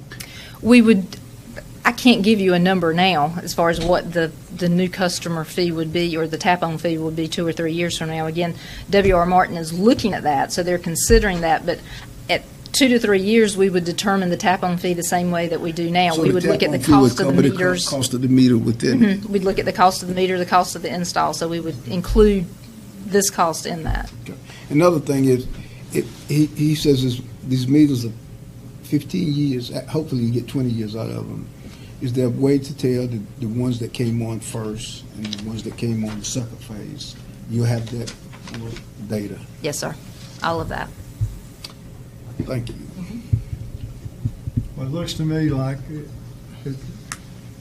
don't get me wrong, I'm all for this, and I think it's a good idea and a good thing for Beaufort County.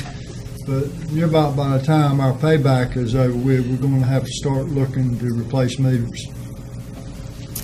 The one thing I do want to say on the payback's based on a discounted cash flow analysis, so it includes depreciation. So the 9 years on the financial metrics is part of our model. The model applies CapEx cost, OpEx cost, and then depreciation. So it really is not necessarily a great indicator of what you will actually deem as a return on investment. And metering, quite frankly, is a unique anomaly in utility operations by giving a return on investment. Most utility infrastructure investments are just capital cost. And this actually does have a revenue play to it. In the 9 years, we want to give you the metrics as it is presented in our model. That does include depreciation. You're going to save 2 full-time employees by doing this. Yes, sir. Okay, and you've got a 9-year payback. Where is the rest of the savings? We have a chart that talks about the revenue, additional revenue, additional lowered operational cost on fleet, collections. There's a number of elements on the direct and indirect. Oh, sorry. You want to go sit back? So the direct savings is only 2 full-time employees. Plus, on the savings side, right. So there's savings and revenue, and that goes into your direct value in fleet costs. Revenue capture from water meters, that's an... All right, but there's $263,000 up there in meter reading. We pay them $130,000 a year to read meters. That is a benefits number. That includes soft cost. So if we are doing manual reads, which are grouped to us, your folks go out every month and they collect meter reads in a manual environment. The vast majority, and I can give you the percentage from the model, of that is eliminated because you have no truck rolls except for the very small number that may not report. And But we have to save more than 2 full-time employees for that to be $263,000 a year. They count the trucks and everything. Well, even if you put the trucks in there, to employ 40, say $80,000 a year, that'd be 3 employees. Mechanics time, overhead time. That would be saved there. I just, I'm questioning return on investment because that's what I'd be looking at on this, and I think there's too much soft savings in here, and I know what soft savings are. That's exactly why we separate the direct and indirect. To me, the most important page is not the return on investment. It's the sheet that shows that we're cash flow positive after debt service of $207,000 a year. The return on the investments. But Frankie, that doesn't fly based on that chart right there. Well, based on the model that he's got, it includes that cost plus the other savings that are in there. Again, I'm on the record that this is not adequately financed to go where we want to go, and that there's not a sufficient return on investment. I don't mind looking at the project and reworking the project and getting better educating with the project, but what I'm saying is if you were in industry, that would not fly. But what would happen in the industry is you would sit down and you would start looking at this project and how to piecemeal it together to start off getting the best return on your investment from certain areas to begin with, and then working out into other areas.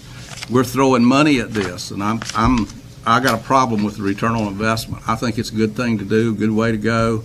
There's going to be a lot of advantages with it, but it doesn't fly based on money. And how many years have you been doing this? I've been in public administration for 25, and my company I've been doing the metering world for 8. Even if it's wrong a little bit, it's still cash flow positive. Commissioner Waters, it's not cash flow positive based on only saving 2 employees. It's impossible. It is physically impossible, financially impossible. If you take the 207 and you adjust that 263, you can pull it down $200,000, and it still makes a good financial decision. You're going to invest $4.4 million, and you're going to make $200,000 a year. That is a poor investment. I don't think it is when you look at the fact that we're improving our total water network and our service to our customers. We just had at the previous meeting last month, the one it was not Asbury Church, it was St. Clair. I'll get it right, Athens Chapel, which was over $1,000. We could take $4.4 million and get on a government ladder scheme with bonds and buy bonds out a little bit, and we can make more than $200,000 a year. So we shouldn't be investing our money. This is a poor investment based on that. Andy. The one reminder I would say is the assets have a useful life. So you're going to have an asset decision to make at some point regardless. And if you maintain direct read, that return on investment of meter replacement and direct read has a much lower, and we can model that. We model it in R. We didn't present it here because it's not contemplated.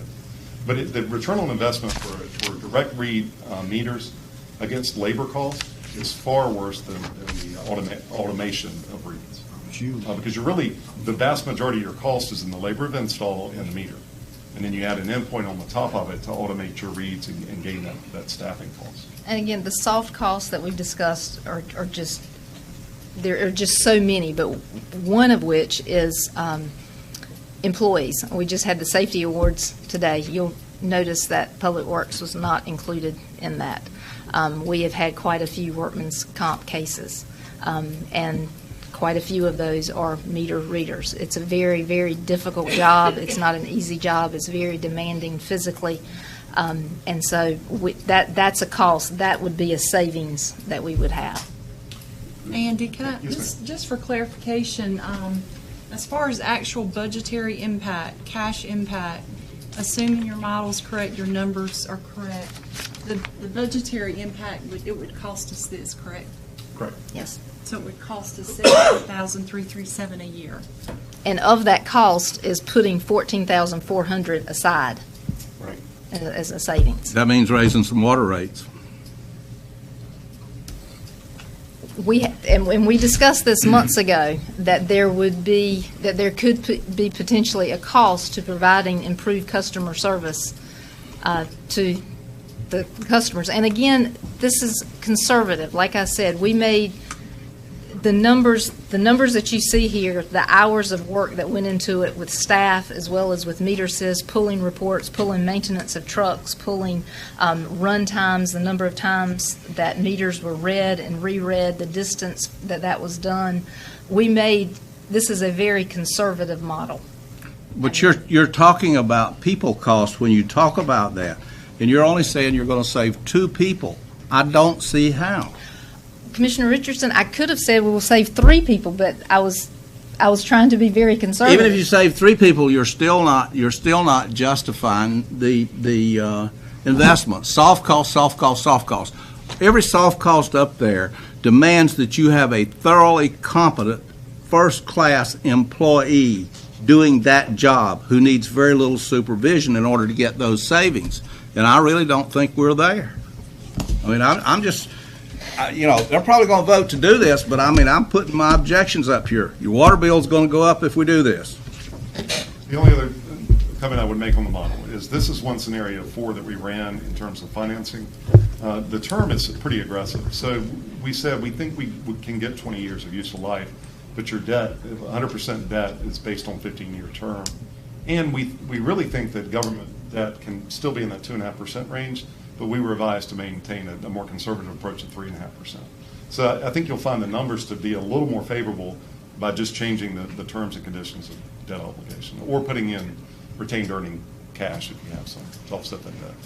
And that was a decision by staff. If we had presented this at elimination of 3.5 FTEs, financing 20 years at 2.5% interest, your numbers would have said, do it. But we didn't do that. We tried to be honest. We tried to be conservative. We're trying to be what to give us a realistic picture, and that's really what we tried to do. I use the word conservative, but really we're trying to be realistic. I promise you, the last thing I want to do is to implement a project and then have to come back to you and to ask for additional funds. I don't think that's not what I want to do. And moving forward, again, the benefits for all, we are one of the very, very few county systems left in the state of North Carolina that are still direct read. Most systems invested funds years ago to go to drive-by. Beaufort County chose not to do that. So we did not do that. We're still using the direct read. We're still using old technology, and quite honestly, people expect more. They expect a customer portal where they can go in and see what their water usage was. They expect to have that information available. So if we move forward with this project, it will move the department forward and provide more information. Well, it was placed under items for discussion.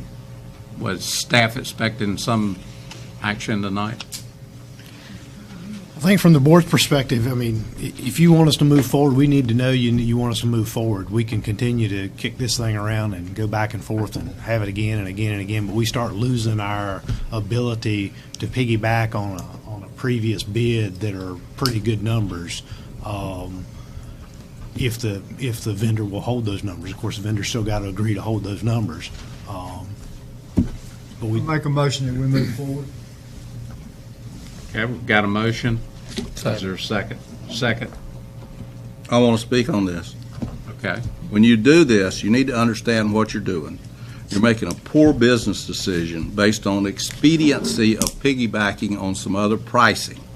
This project should be looked at from the standpoint of coring out the part of it that gives us the best return for our investment, which means at least maybe a 5 or 6 year payback anyway. That's reasonable. 9 years is not reasonable.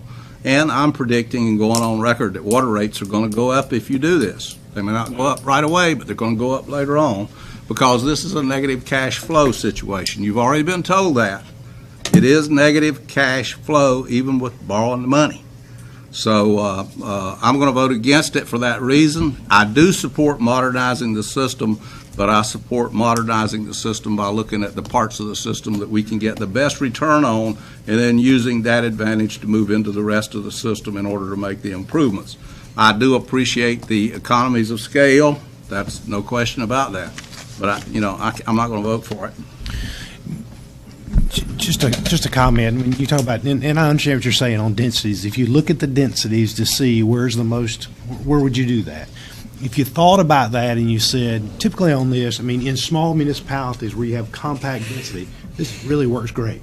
Mm-hmm. Or drive-by works really great because you got real good density. So, but if you think about our system, if you look at it and say, let's use this in the most dense place we have, then we take advantage of that. But we still got to have manual read guys and gals going all the way out to Pantega and going all the way out to Aurora because we don't have the density out there. So for us, it's almost like looking at a reverse where you would want to try to minimize, because otherwise you're going to have to maintain two systems. Well, I think you're right, Mr. Manager. I don't disagree, but what you're getting out of this is you don't have a negative cash flow deal, and you're making money, and you're using that money on your areas that are a lot less profitable, if you will, maybe the way to put it. And it's a low-key thing, and you're not going to have to raise water rates. Based on the model and based on the numbers, I don't see that you've got to increase the water rates to make this work. So, where are you going to get the money from the negative cash flow? I'm looking at this sheet here. I'm not looking at the 74. I'm looking all the way down that the operational value is 207,000. So, as far as I'm concerned, we've got some cushion in the numbers in the model. Well, it really doesn't work that way in reality. So, I've said all I'm going to say about it. Okay, well, that's good. All right, anybody else? I would just agree with you, Mr. Chairman, on the benefits of the system. Any other comments? All right. We got a motion and a second. All those in favor of proceeding, raise your right hand. Those opposed? Okay. Thank you very much, Andy and Christine. Thank you. The next item is the items for decision, the approval of the revised water shortage response plan, and this is for both the north side and the south side. Yes, sir, and once again, I'm going to ask for someone to come up. This is Eric Jennings, our water systems manager. Eric is very familiar with these plans. He was employed with the county when these plans were first implemented and adopted back in 2010. So any specific questions, he will be more than happy to answer. In your summary of information, you'll see that the rules governing water use during droughts and water emergencies, that systems that are required to submit a local water supply plan, which we have 2 water systems, shall also submit a water shortage response plan. And these requirements were outlined in the administrative code. And again, like I said, these were first written back in 2008, and they were initially adopted in 2010. So the revised plans that you see in front of you this evening were revised basically to update contact information, county managers, my name, Eric's name, title, telephone numbers, cell numbers, that type of thing. Also reflected some changes that have occurred in the systems since 2010. So based upon the plans, we had to post the revised plans on the county website 30 days before the meeting in which a vote was to take place, which did happen. And we are supposed to ask if anyone has any comments on those plans, and that if we do those things, that would be in compliance with the plans. Do we have any comments? So moved. Okay, got a motion? Second? A second. Second. Any discussion? If not, all those in favor of the plan, raise your right hand. Thank you. Thank you. All right, we're down to item number 2, the statement discussion, the settlement discussion of the 2015 property tax appeal by Lowe's Home Centers, LLC. Bobby? Here's Bobby. Mr. Chairman, I have a settlement that I have worked out with Lowe's. It's been going on a long time. They appealed this, I think, way back in 2010, but didn't go no further with it. In 2015, they came to the Board of Equalization, and we refused to do anything about it. And here we are tonight. They've been to the Property Tax Commission. They went to the Court of Appeals and got kicked back to the Property Tax Commission, and so they're trying to settle before they go back again. So you see what we have some settlement statement sheets here. You see what they are. We had $8,057,200 on the bill, and we have it down now to $7,691,050. It's about $300. I have it somewhere here. But this 15 settlement will also take care of the 2018. They agreed if we settle both, they will not proceed to go forward to the Board of Equalization.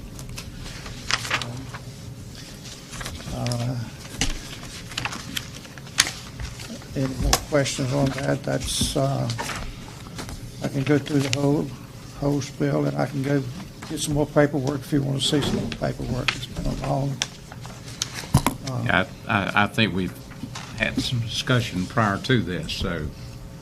We had some at the with the board of and we were doing the revaluation, and they came up with, I think, a good settlement there, and so I think both of them are good settlements, and I think it's good for the county, good for the.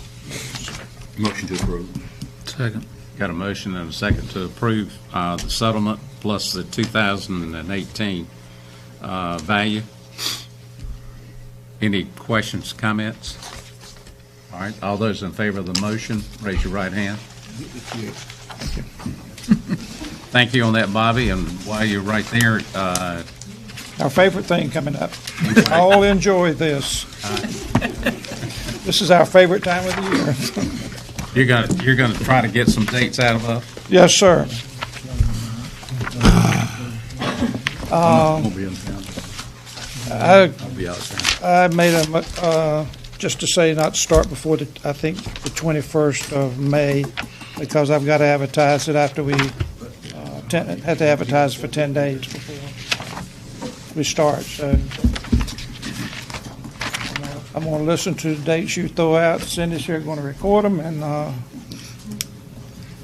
I can do any of them except the Wednesday, so you don't need but 4. As we all know, we only need 4 people, so I'm good with all of them. I'm going to be out of town the 29th, 30th, and 31st, but, as long as you have 4 people, as long as you're sure you're going to have 4 people those dates, you're okay. Well, we can trust the commissioners to make those 4 people show up now. You're going to have to bird dog them. Any other, Cindy gives you a call and wakes you all up, so. The only two that I can't make is There you go, I got them. Let me see, Hood, are you good with the 30th? Right now, Ron and Jerry, that would be 2, so. Well, yeah, I won't be here the 30th. 7th. You can't go with the 30th or Or the the, 7th. Those are the only 2 dates I can't do. okay. It appears that the most we'd have would be 2 missing, so, I think you're okay with the schedule. yeah. You're okay with this schedule then? Huh? So you need 3 days.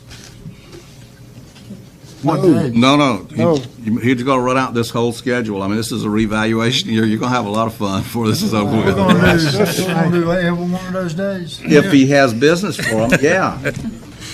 You're required by law to set the dates, and if you don't have business, you don't have to meet. We've never had no more than 3 days. But this is a revaluation year. Every 8 years, you have the revaluation. You're going to have a lot of people. Yeah, but, and it stinks, he said, about 3 days I needed the whole. oh, shot, you'll be all right. You and I are the only ones who's been through We've the only reevaluation. 2 that've been through, yeah, okay. All right, that explains it then. Just do this, guys. Mr. Buzzo, one year it went to November. Yeah, right. Got We the may bills out in extend this. December. I haven't heard a lot of complaining, so I really don't I don't think. think it's going to go as long as we think it is Yeah, either. but you're better off to set a long schedule and come up short. At 5 o'clock, Bobby. 5 o'clock. And everybody got to be there the first meeting to be sworn in, Want a right? little bag of potato chips or something? Oh, yeah. All right. This doesn't conflict with any of the other meetings that we're doing. The county assembly's on the 30th. 30th. 31st. County Assembly Day is on the 30th. 30th. Mark out the 30th. 30th? Yeah. Okay. I won't be in Raleigh. So going to Raleigh? Mark out the 30th. Yes. All right. That's county assembly. That's legislative, that's whatever. Yeah. Everybody's okay with the rest of the dates? Yep. All right. Have jury. The only one I won't be there is the 7th. You didn't have it after 5 o'clock. Guarantee you that. Sir, first day of June, I think it Talking is. about I won't go to Katie, do we need a I'm motion? taking vacation. I think you need a motion to I've done it once. a reminder that all of you will have to be sworn in. Yep, you need to be here. For those of you who haven't been here before, you've got to come to the first So meeting. move. Okay, motion to approve it. Second. May the 30th. Got a second. All those in favor of the dates, raise your right hand. I see that we're going to run out with what we got here, I will need to advertise it again. So if it's the 14th, is in May, it's the 14th is the last date I have down here, but if it should run out before, It's the 23rd. I will need to advertise it and get more dates. It's going to be sworn in leave. All right. Can we get sworn in about 4:30, and that way I can still Sure. go on about my business? Yeah. Sure. That fine with everybody? Yeah. Okay. 4:30? That's on the 23rd, right?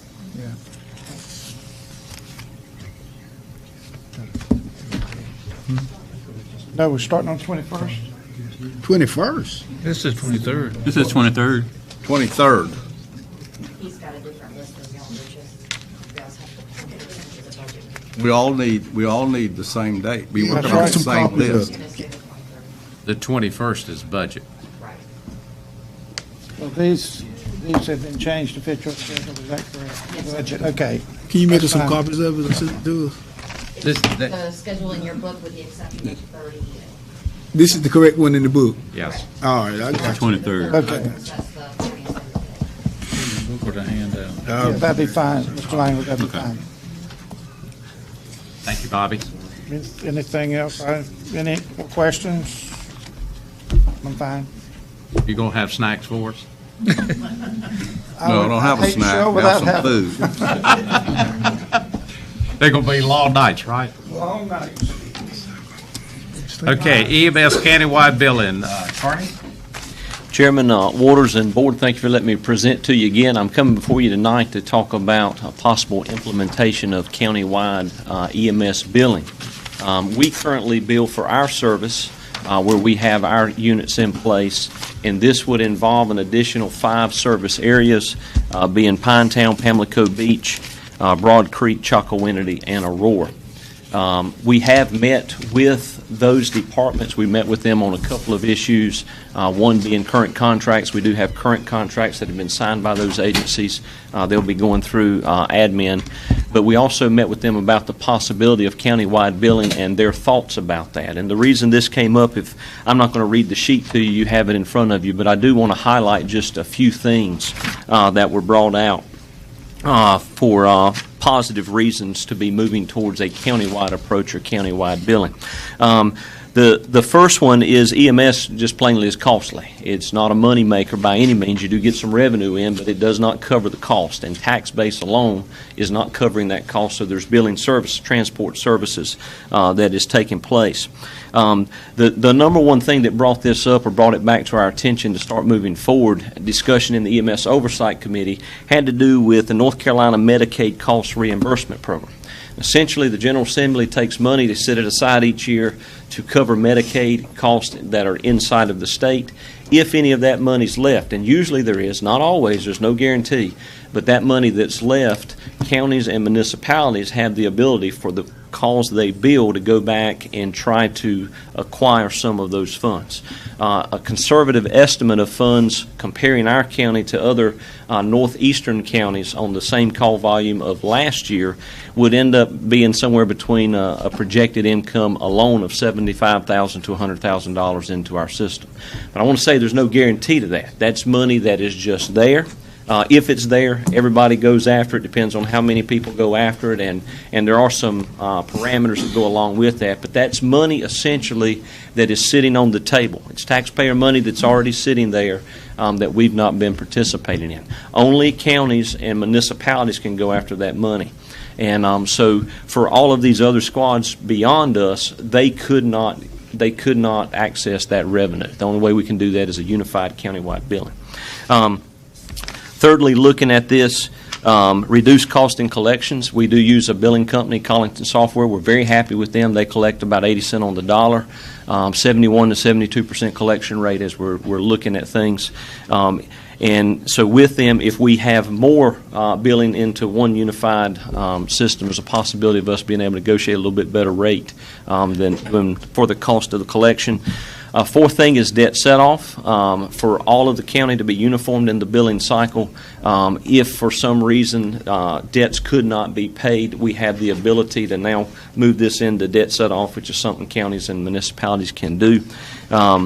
And the other thing is just really a unified billing service through the county. One contact, one place, one fee structure. It's the same billing company as we go through these different agencies.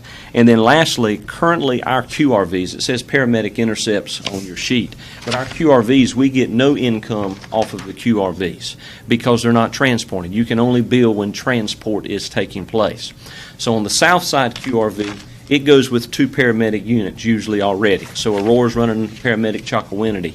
So there's really no billing addition that could happen on the south side, but on the north side, where we go to Pinetown or Pamlico Beach, which are BLS squads, we send an ALS QRV. If the call dictates, and we're at about 80% ALS calls, then there's a fee structure that we're currently not able to collect on that QRV that we would be able to collect if we start doing a countywide billing.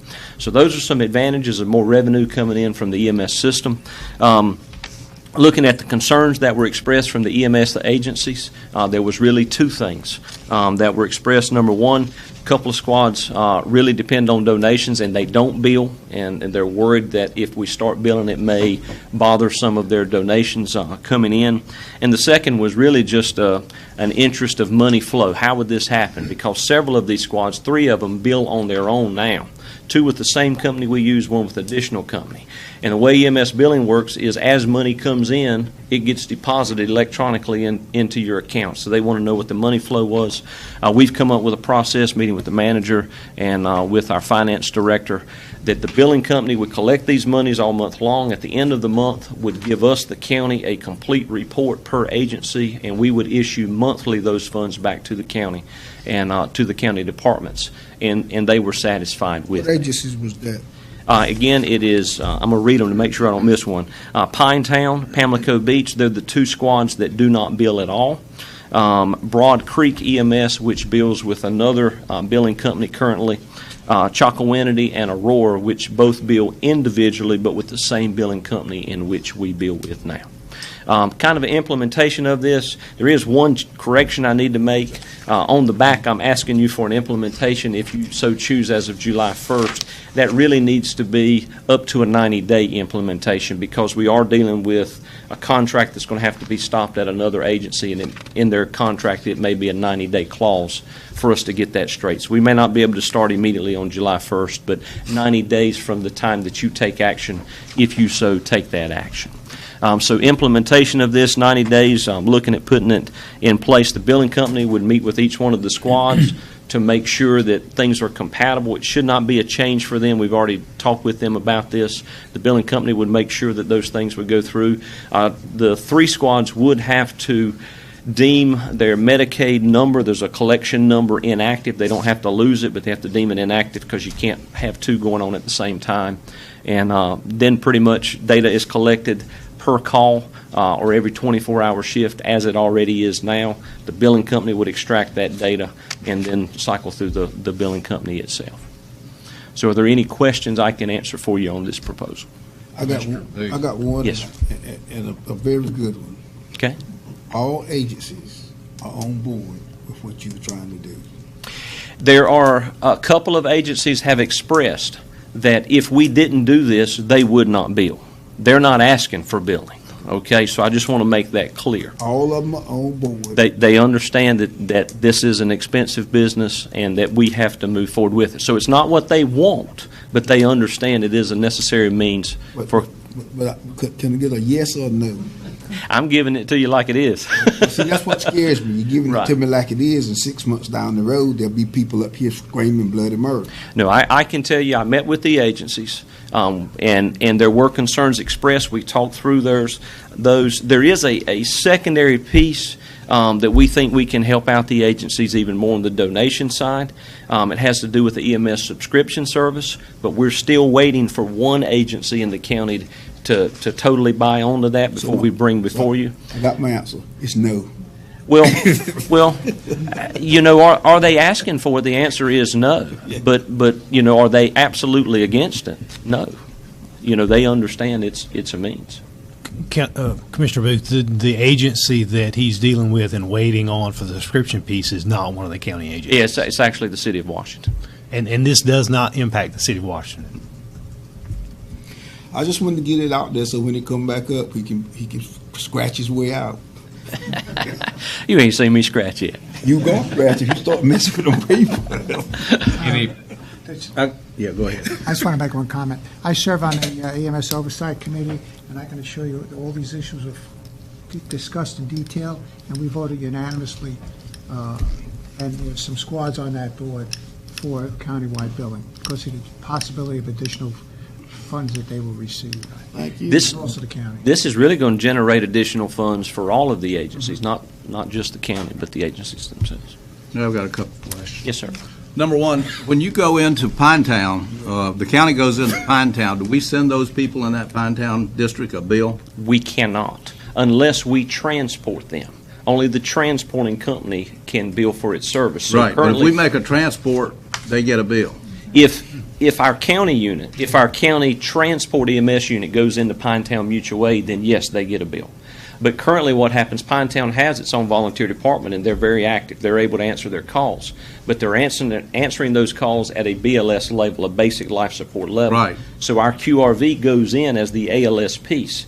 Now, 20% of those calls end up not needing an ALS piece, but we see that every patient in this county is seen by a paramedic as far as our care.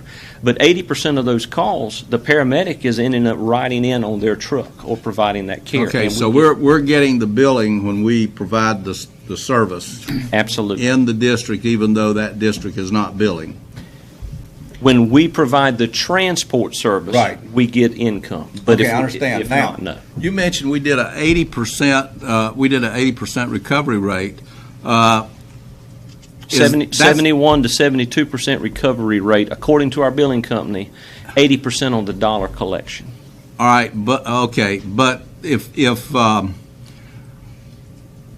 everyone that we provide service to gets a bill. Everyone that currently Beaufort County, I want to be very careful with this, Beaufort County EMS goes to gets a bill, but not Pinetown, not Pamlico Beach. Unless we transport from Pinetown and Pamlico Beach. Yes, but we normally don't transport at those places. Right. They transport. If we transport, though, they get a bill. They would get billed now, yes, sir. All right. Now, well, why are we going in and providing services in there then? Because we as a county have the general statute responsibility for providing for the citizens of the county completely and uniformly. So we're going in there bringing the paramedic service to a squad that currently is not paramedic. Why do they even need to exist? That's a question I'm not going to answer. Other If than, you're going to all of the calls, I mean, there's a redundancy here. Yes, sir. But community roots efforts to get things going means a lot in a lot of places, and they do a valuable work. Now, I'm not a for or against. I'm just saying where it is, and our job is to supplement them in whatever way we can in the services going. But there's not a redundancy if they don't have paramedic service. That's correct. The part of us going in is because they are not providing the ALS service. That is correct. Well, if they don't need the service, then it does become a redundancy. And you said 80%? 80% of the calls typically are ALS, yes. All right. Do you do screening for indigents? Do you do screening for there's no point in sending these people a bill? You're not going to get paid? 100%? No. Everybody we currently bill gets it's done exactly the same. But there's no screening as to who gets a bill and who doesn't get a bill? Not in countywide billing, no, sir. Not that you're presently doing? We are not doing that. That's correct. You're not doing any screening right now? No, sir.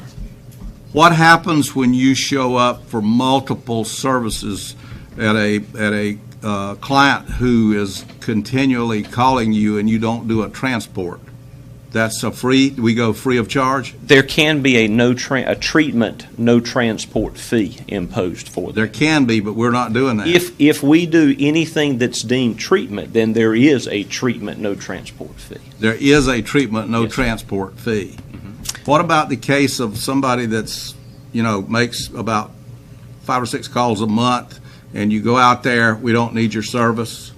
That just doesn't happen. I mean, there's occasionally that we may get a call that there ends up being that, but there's not an abuse to say they don't call us and then we get there and say they don't need our service. Well, we had a good bit of that in the eastern end of the county when I was on the board down there. They had certain problem clients. I'm just not familiar with that in our system now. I'm not, I'm just saying from I have daily conversations with Glenn, our operations chief, and I just don't know of that. Is there a printout of calls per ambulance that's made? Yes, we have electronic data for every call of the county, period. Glenn is the QA person who takes care of that. So we have that. We're actually working on a study. I was waiting until the July 1st, which would give us an annual study since we've taken in our next district. But I'm going ahead and working on that study now at the request of several things. So that will show calls, no transports, ALS calls, what was a mutual aid call, all of those things will be provided, and when I get that done, I'll be glad to provide you a copy. Non-billed calls and all that. Well, it's strange that the county doesn't have the same problem that White Oak had when it was doing it in Belhaven. I cannot speak for that, sir. Are you sure that people are not making calls and saying, well, we're not going to call this a call so it doesn't go into the system at all? Our people shall not be doing that. No, sir. I know nothing of that whatsoever. To my ability, I do not know of that happening, nor would I have any reason for that to be happening.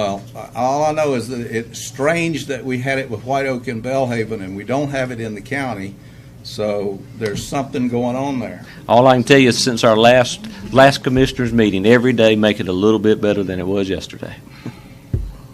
Any other comments? Yeah, I just want to say a couple things. On paramedicine now is being taught in Beaufort Community College. And I know there's been discussions, and it's happened in the rest of the country, where the hospitals will pay for services provided, which could include those people that are doing studies now of people that go to the emergency room and they really don't have to. Also on patients that are discharged from a hospital after surgery. If they go back within 30 days, the hospital is fined tremendous amounts of money. And that where paramedics or paramedicine, we could play a role in that, where the counties who provide this type of service would be getting paid by the institution, and the institution really ends up saving thousands and thousands of dollars. What I'll say about that, Commissioner Buzzio, is Beaufort Community has received grants to move that program forward. We're working with them in that we're going to have some people actually take that class as well. The fee structure and how that's all going to be is undecided at this time, so I couldn't tell you those numbers. But paramedicine is something of the future. It is coming, and it's going to be needed, especially in counties such as ours. Because I think an emergency room vehicle in some institutions could be anywhere from $2,000 to $3,000, even if they just check the temperature. Any other comments? Katie, do we have a motion on the second? I think we did. I'll make the I didn't hear one. I didn't hear one. So moved. Second. All right, got a motion and a second to this end. Commissioner Booth. Very. All right. All those in favor of the motion, raise your right hand. Hallelujah. You could Vote was unanimous. been home by now. Thank you, gentlemen. Thank you, Carney. Item number 5, Project Garden 1, North Carolina. Martin? You claw yourself out. Good evening, Mr. Chairman and County Commissioners.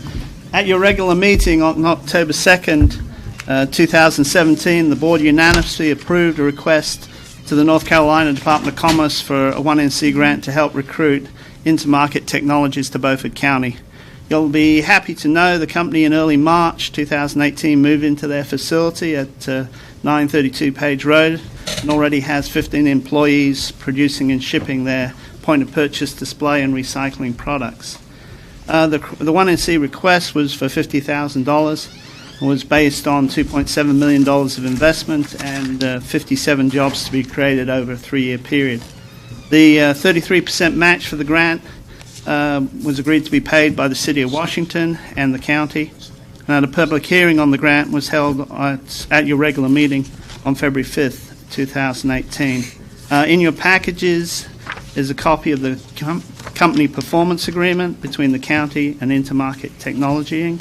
Also in your package are a budget amendment and a project ordinance for the grant prepared by the county finance director. Tonight we're asking you to approve those documents. So moved. Second. Got a motion and a second. Any discussion?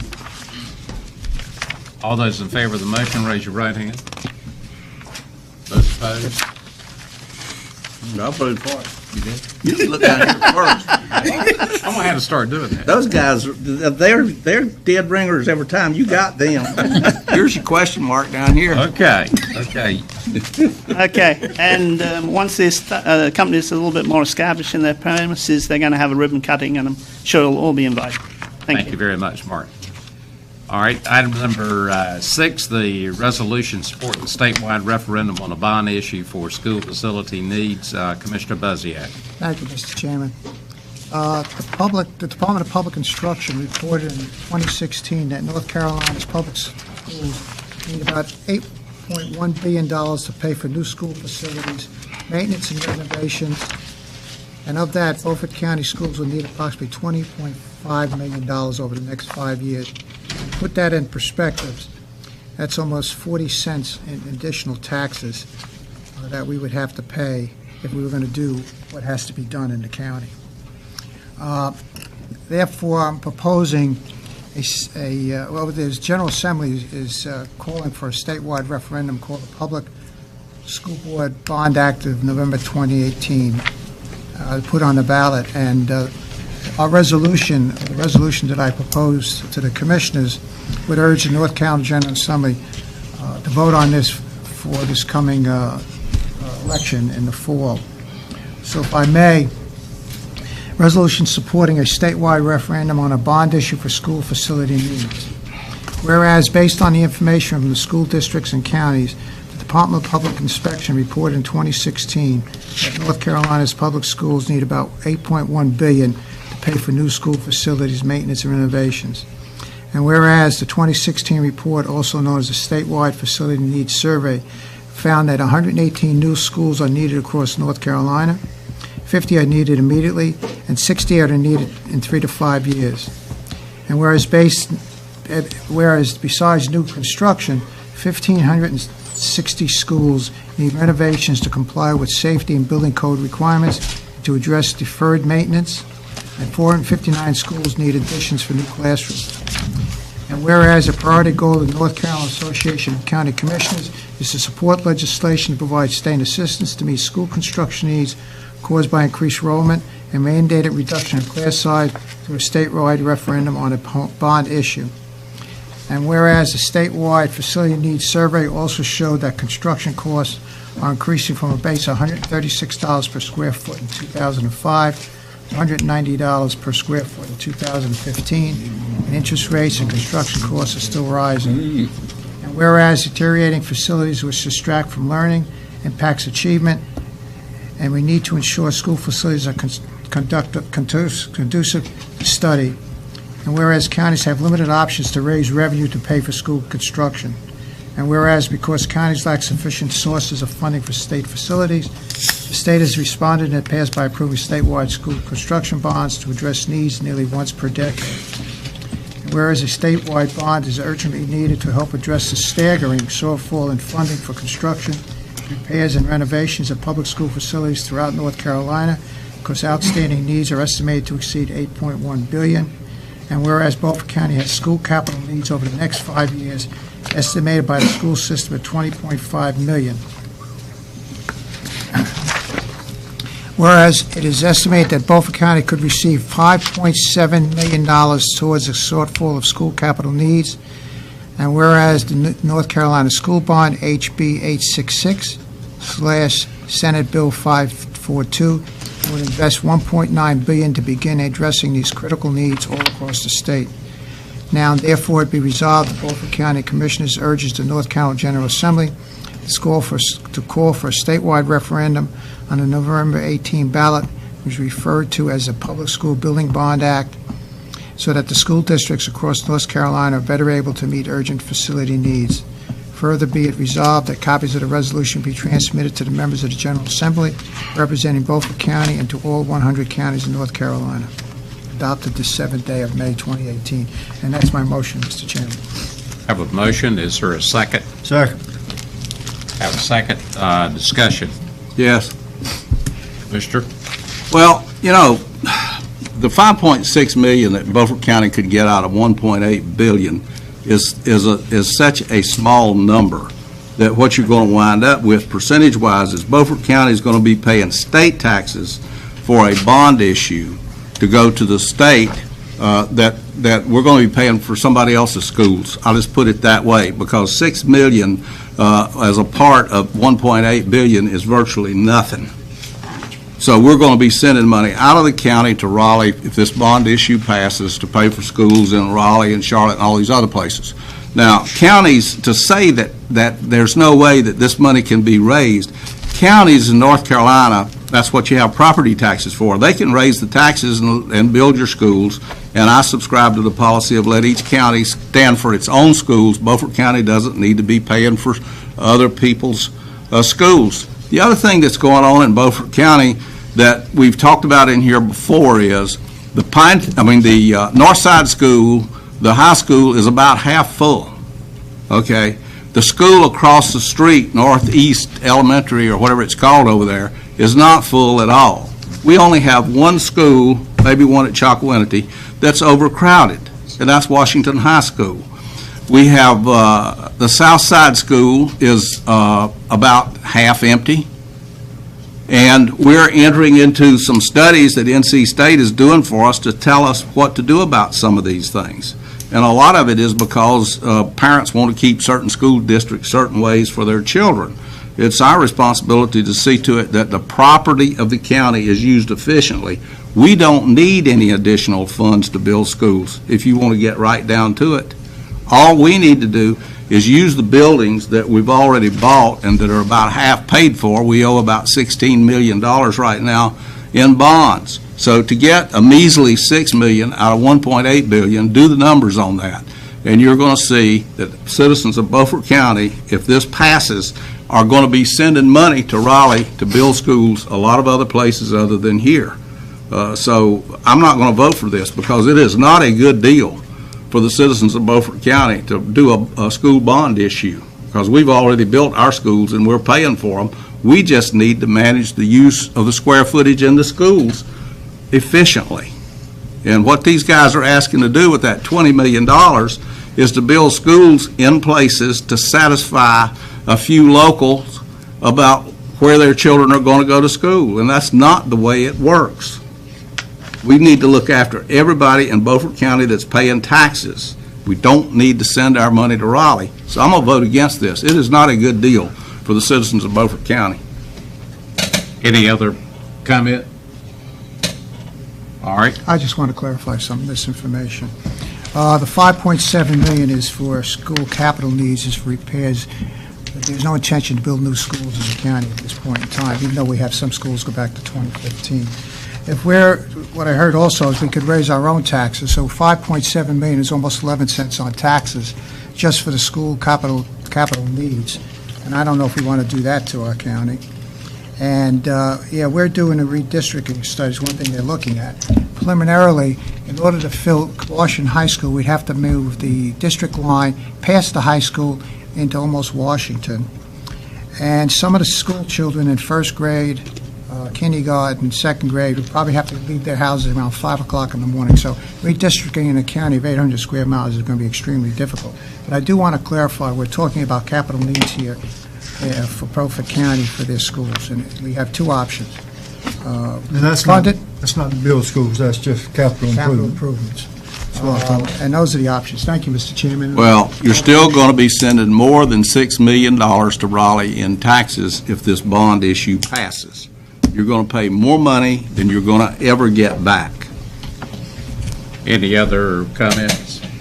All right, all those in favor of the resolution, raise your right hand.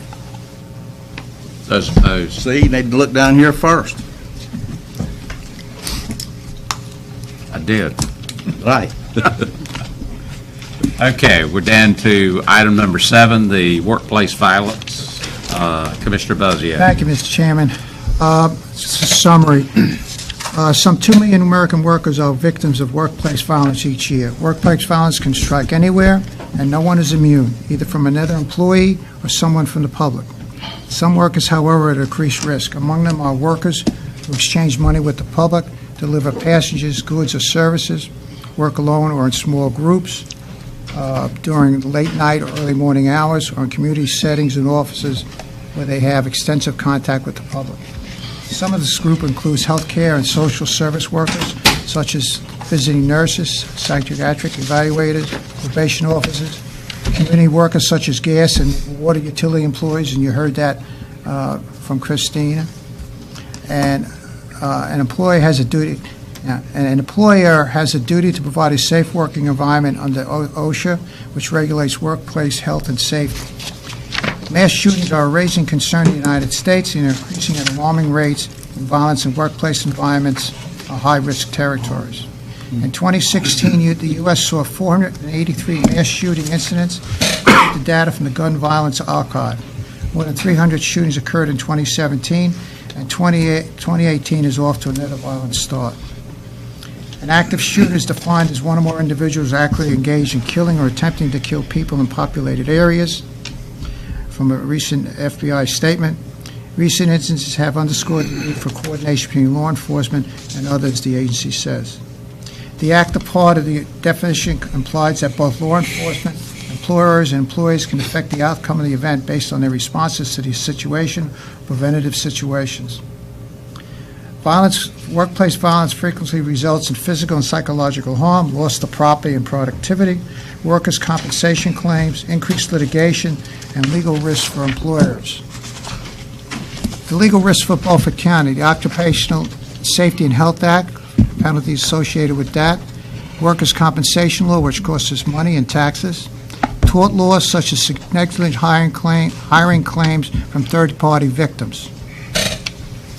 Negligent claims. Beaufort County could face negligent claims from a third-party victim of workplace violence, including a victim of gun violence. For example, an employee with a known propensity for violence injures another employer or even a customer. We could be sued for negligent hiring, poor background investigations, negligent supervision, negligent retention. Vicarious liability. Under common law, an employer can be vicariously liable of wrongful acts by an employee in the course of and scope of their employment. What can employees do to protect their employees? Best protection employers can offer is to establish a zero-tolerance policy toward workplace violence against or by their employees and take steps to prevent workplace violence. The employer should establish a workplace violence prevention program, incorporate the information into an existing accident prevention program, employee handbook, or manual of standard operating procedures. It is critical to ensure that all employees know the policy and understand that all claims of workplace violence or possible workplace violence will be investigated and remedied promptly. In addition, employers can offer additional protections.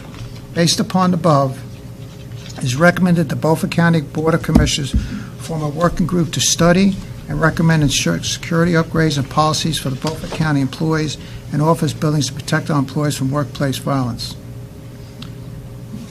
So my motion is to establish a working to include the sheriff and/or chief deputy or their designee from the sheriff's office, county manager, county risk manager, and a representative from the National Association, North Carolina Association of County Commissioners, Risk Management Services.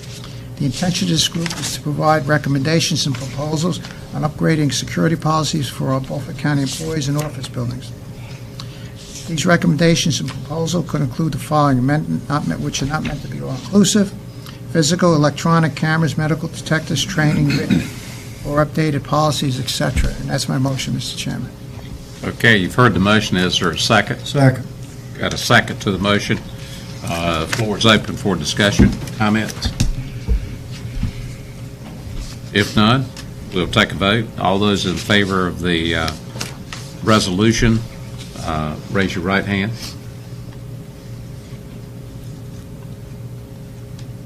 Okay. Those opposed?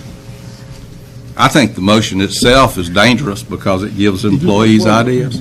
Gives troublemakers employees ideas. Vote Gives passed. troublemakers ideas. Vote passed 4-3. Okay, we're down to item number 8, the reconsideration of the resolution. Our previous meeting is related to the judicial districts and judges. Commissioner Richardson. As a participant in voting for the motion at the meeting with the school board, I would like to rescind the motion, and by rescinding the motion, it means that we would not support. This is hard to do this with double negatives, but that we would support the reduction in the number of judges that we have in this district, because the judges are not putting the time in as presently is, and we need to rescind this motion because the judge costs us about $175,000 a year, and the taxpayers, and if we can do without a judge, we need to do without a judge. That is my motion, that we rescind the resolution. Second. Okay, got a motion and a second to rescind the resolution that was adopted at a special call meeting. Discussion? If not, we'll take a vote. All those in favor of rescinding the previous resolution, raise your hand, right hand. Those opposed, vote 5-2. All right, we're down to item number 9, the upset bid process for real property. Commissioner Richards. At our last meeting, and the attorney pointed out that what we were doing was perfectly legal and cited a statute, and that's fine. We sold a house that we had taken for taxes for, I believe, don't hold me to these exact numbers, but around $17,000. When you looked at the tax records, this was a house that was in fairly decent condition, and it was on the tax books for like $40,000. We used a statute that we had not used before, because the policy up until now has been that all of the property that the county has that is disposed under the upset bid process. The upset bid process gives everybody in the county an opportunity to bid on that particular piece of property. It's fair to everyone. My motion is that we dispose of all property in the future by the upset bid process, and that we don't use the statute that allowed the shortcut for the special advantage for the people who bought the house last month. Okay, you've heard the motion. Is there a second? I'll second that. Got a question. Yeah.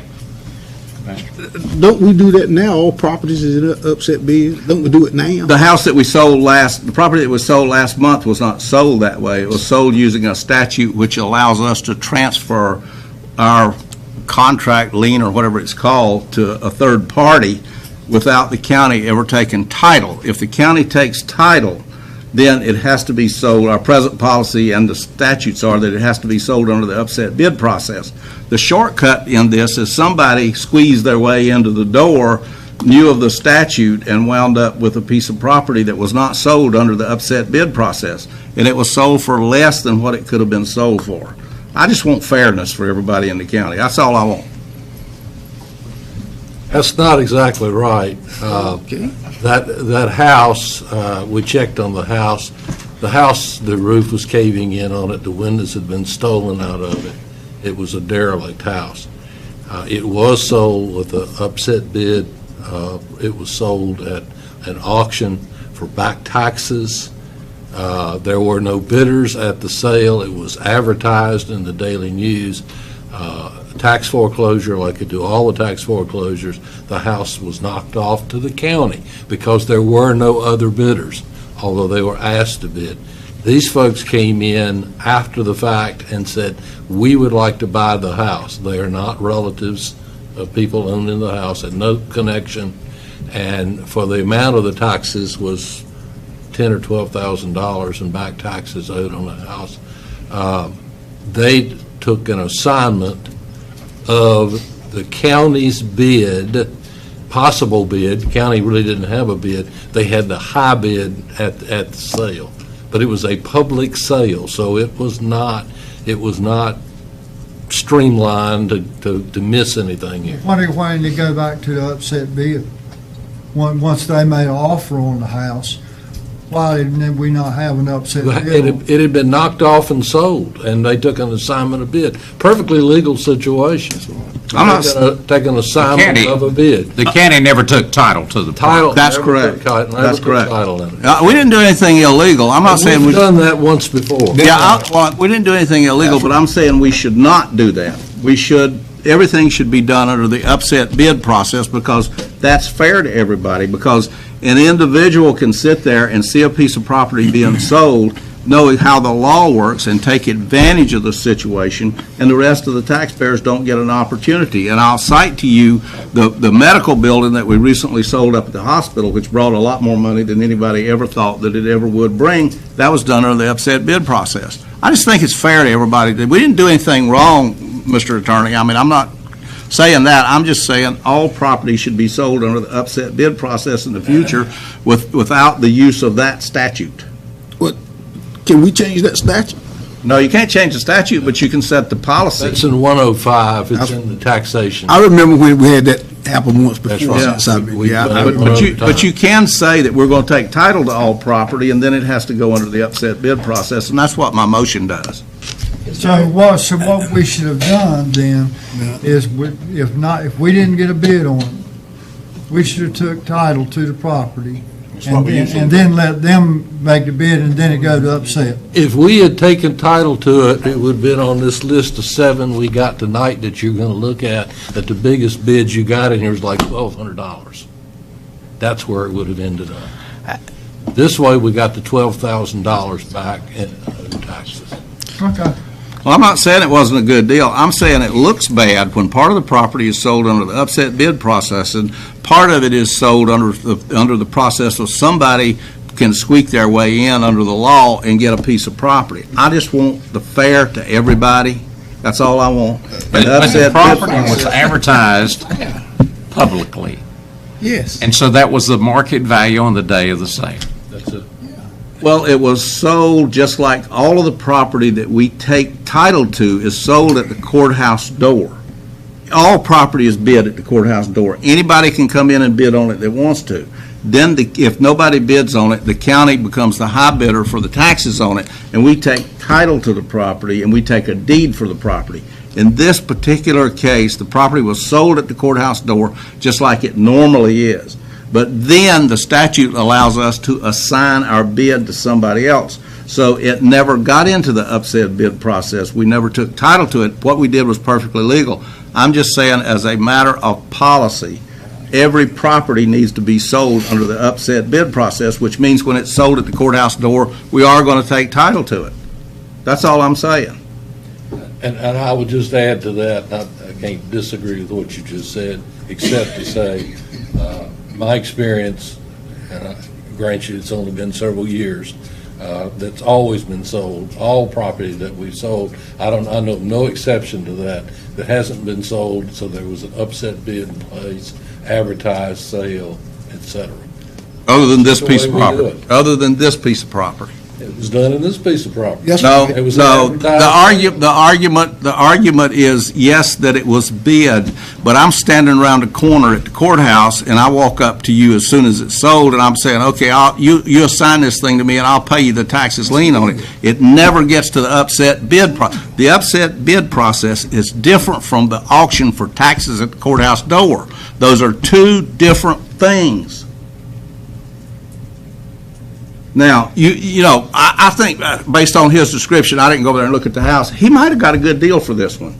But what about the one up here that we got $80,000 for that we were willing to take 15 or 16 for to begin with? We didn't know. If you're going to be fair to everybody in this county, you need to use the same process for the sale of all property so everybody knows what the rules are. That's all I'm saying.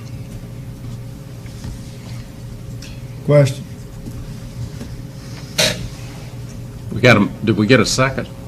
Yeah, he seconded. I have a question. Is there a benefit for the county to go with one system, or is it benefit to have both systems? The law is the law. There are multiple ways under the statute by which you can dispose of property. Upset bid is one of those methods. That's right. There are other instances where you may not want to use upset bid. I mean, anywhere you dispose of property, then you'd have to come back to the board and say, we want to do this differently. In my experience here with the county, as the county attorney said, property that is not sold on the courthouse step, that the county ultimately takes title to, we turn around and sell it for pennies on the dollar, which we don't recover because once we foreclose on it, it extinguishes our lien, our taxes. So if we had a piece of property that had $5,000 in taxes on it, and we're the high bidder at on the courthouse steps, and correct me if I'm wrong, and we're the high bidder on the courthouse steps, then we take title to it, and we don't receive that money. It's like we're paying ourselves, so we don't get any money out of it. And then we turn around and do an upset bid, and people pay us $100, $200. We're out. If somebody were to come to us and say, I'll pay you what those taxes were, then the county would come out better. The county would come out ahead. I'm not saying that in those cases the county wouldn't come out ahead, but there are people who do that sort of stuff for a living. All I'm after is fairness. I think the $80,000 that we got on that building up there made up for a whole lot of the lower prices we've taken for property, and a lot of this property that's sold is not worth $100 a lot, frankly. Well, that was also a special deal, that selling that house. Remember that property, it was an office, actually. Mm-hmm. They called it the beach house, because that's what it looks like. Mm-hmm. That was rented to the hospital.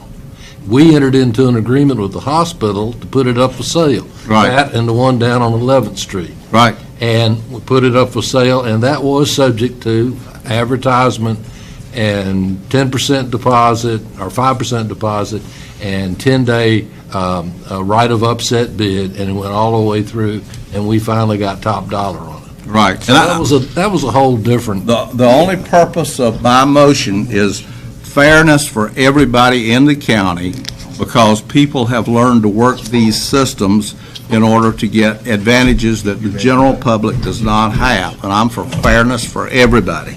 Everybody gets the same deal. I got a question. The issue we're talking about, that was advertised? Those are still advertised? Yes. On a tax? Yes. Thank you. Okay, a question has been called for, but each commissioner is entitled to have at least one round. I yield Is there my round. Is any of you other? Okay. All right, we got the motion and we got a second. All those in favor of the motion, raise your right hand. All those opposed? You got that, didn't you, Katie? 4-3. We're gonna let good buddies stand around the corner and buy property. Well, the only comment that I'll mention is that when I was with the bank and we had a courthouse sale, if we bidded it or we took it, we always lost money. Every case, we always lost money. You're gonna lose money on tax foreclosures every time. There's no profit in tax foreclosures. You only want to be fair to the people in Beaufort County. Well, Hood, I think it's fair. I mean, this law ain't just for certain people. Let me tell you what reads it. Let me tell you what's going to happen, how this is going to work. You're going to wind up in a few years with somebody who's buying several properties, and it's going to suddenly become apparent that they have inside information, and they're standing around the corner making these offers. So it's a form of corruption, and I'm trying to stop it before it starts. But apparently, It was you a guys bid don't see it that process. way. It was a bid process. No, it was not a bid process. Okay, He could have bought it at the sale. I understand he could have, but I'm talking about a procedure for fairness. If it's advertised, how can it not be fair?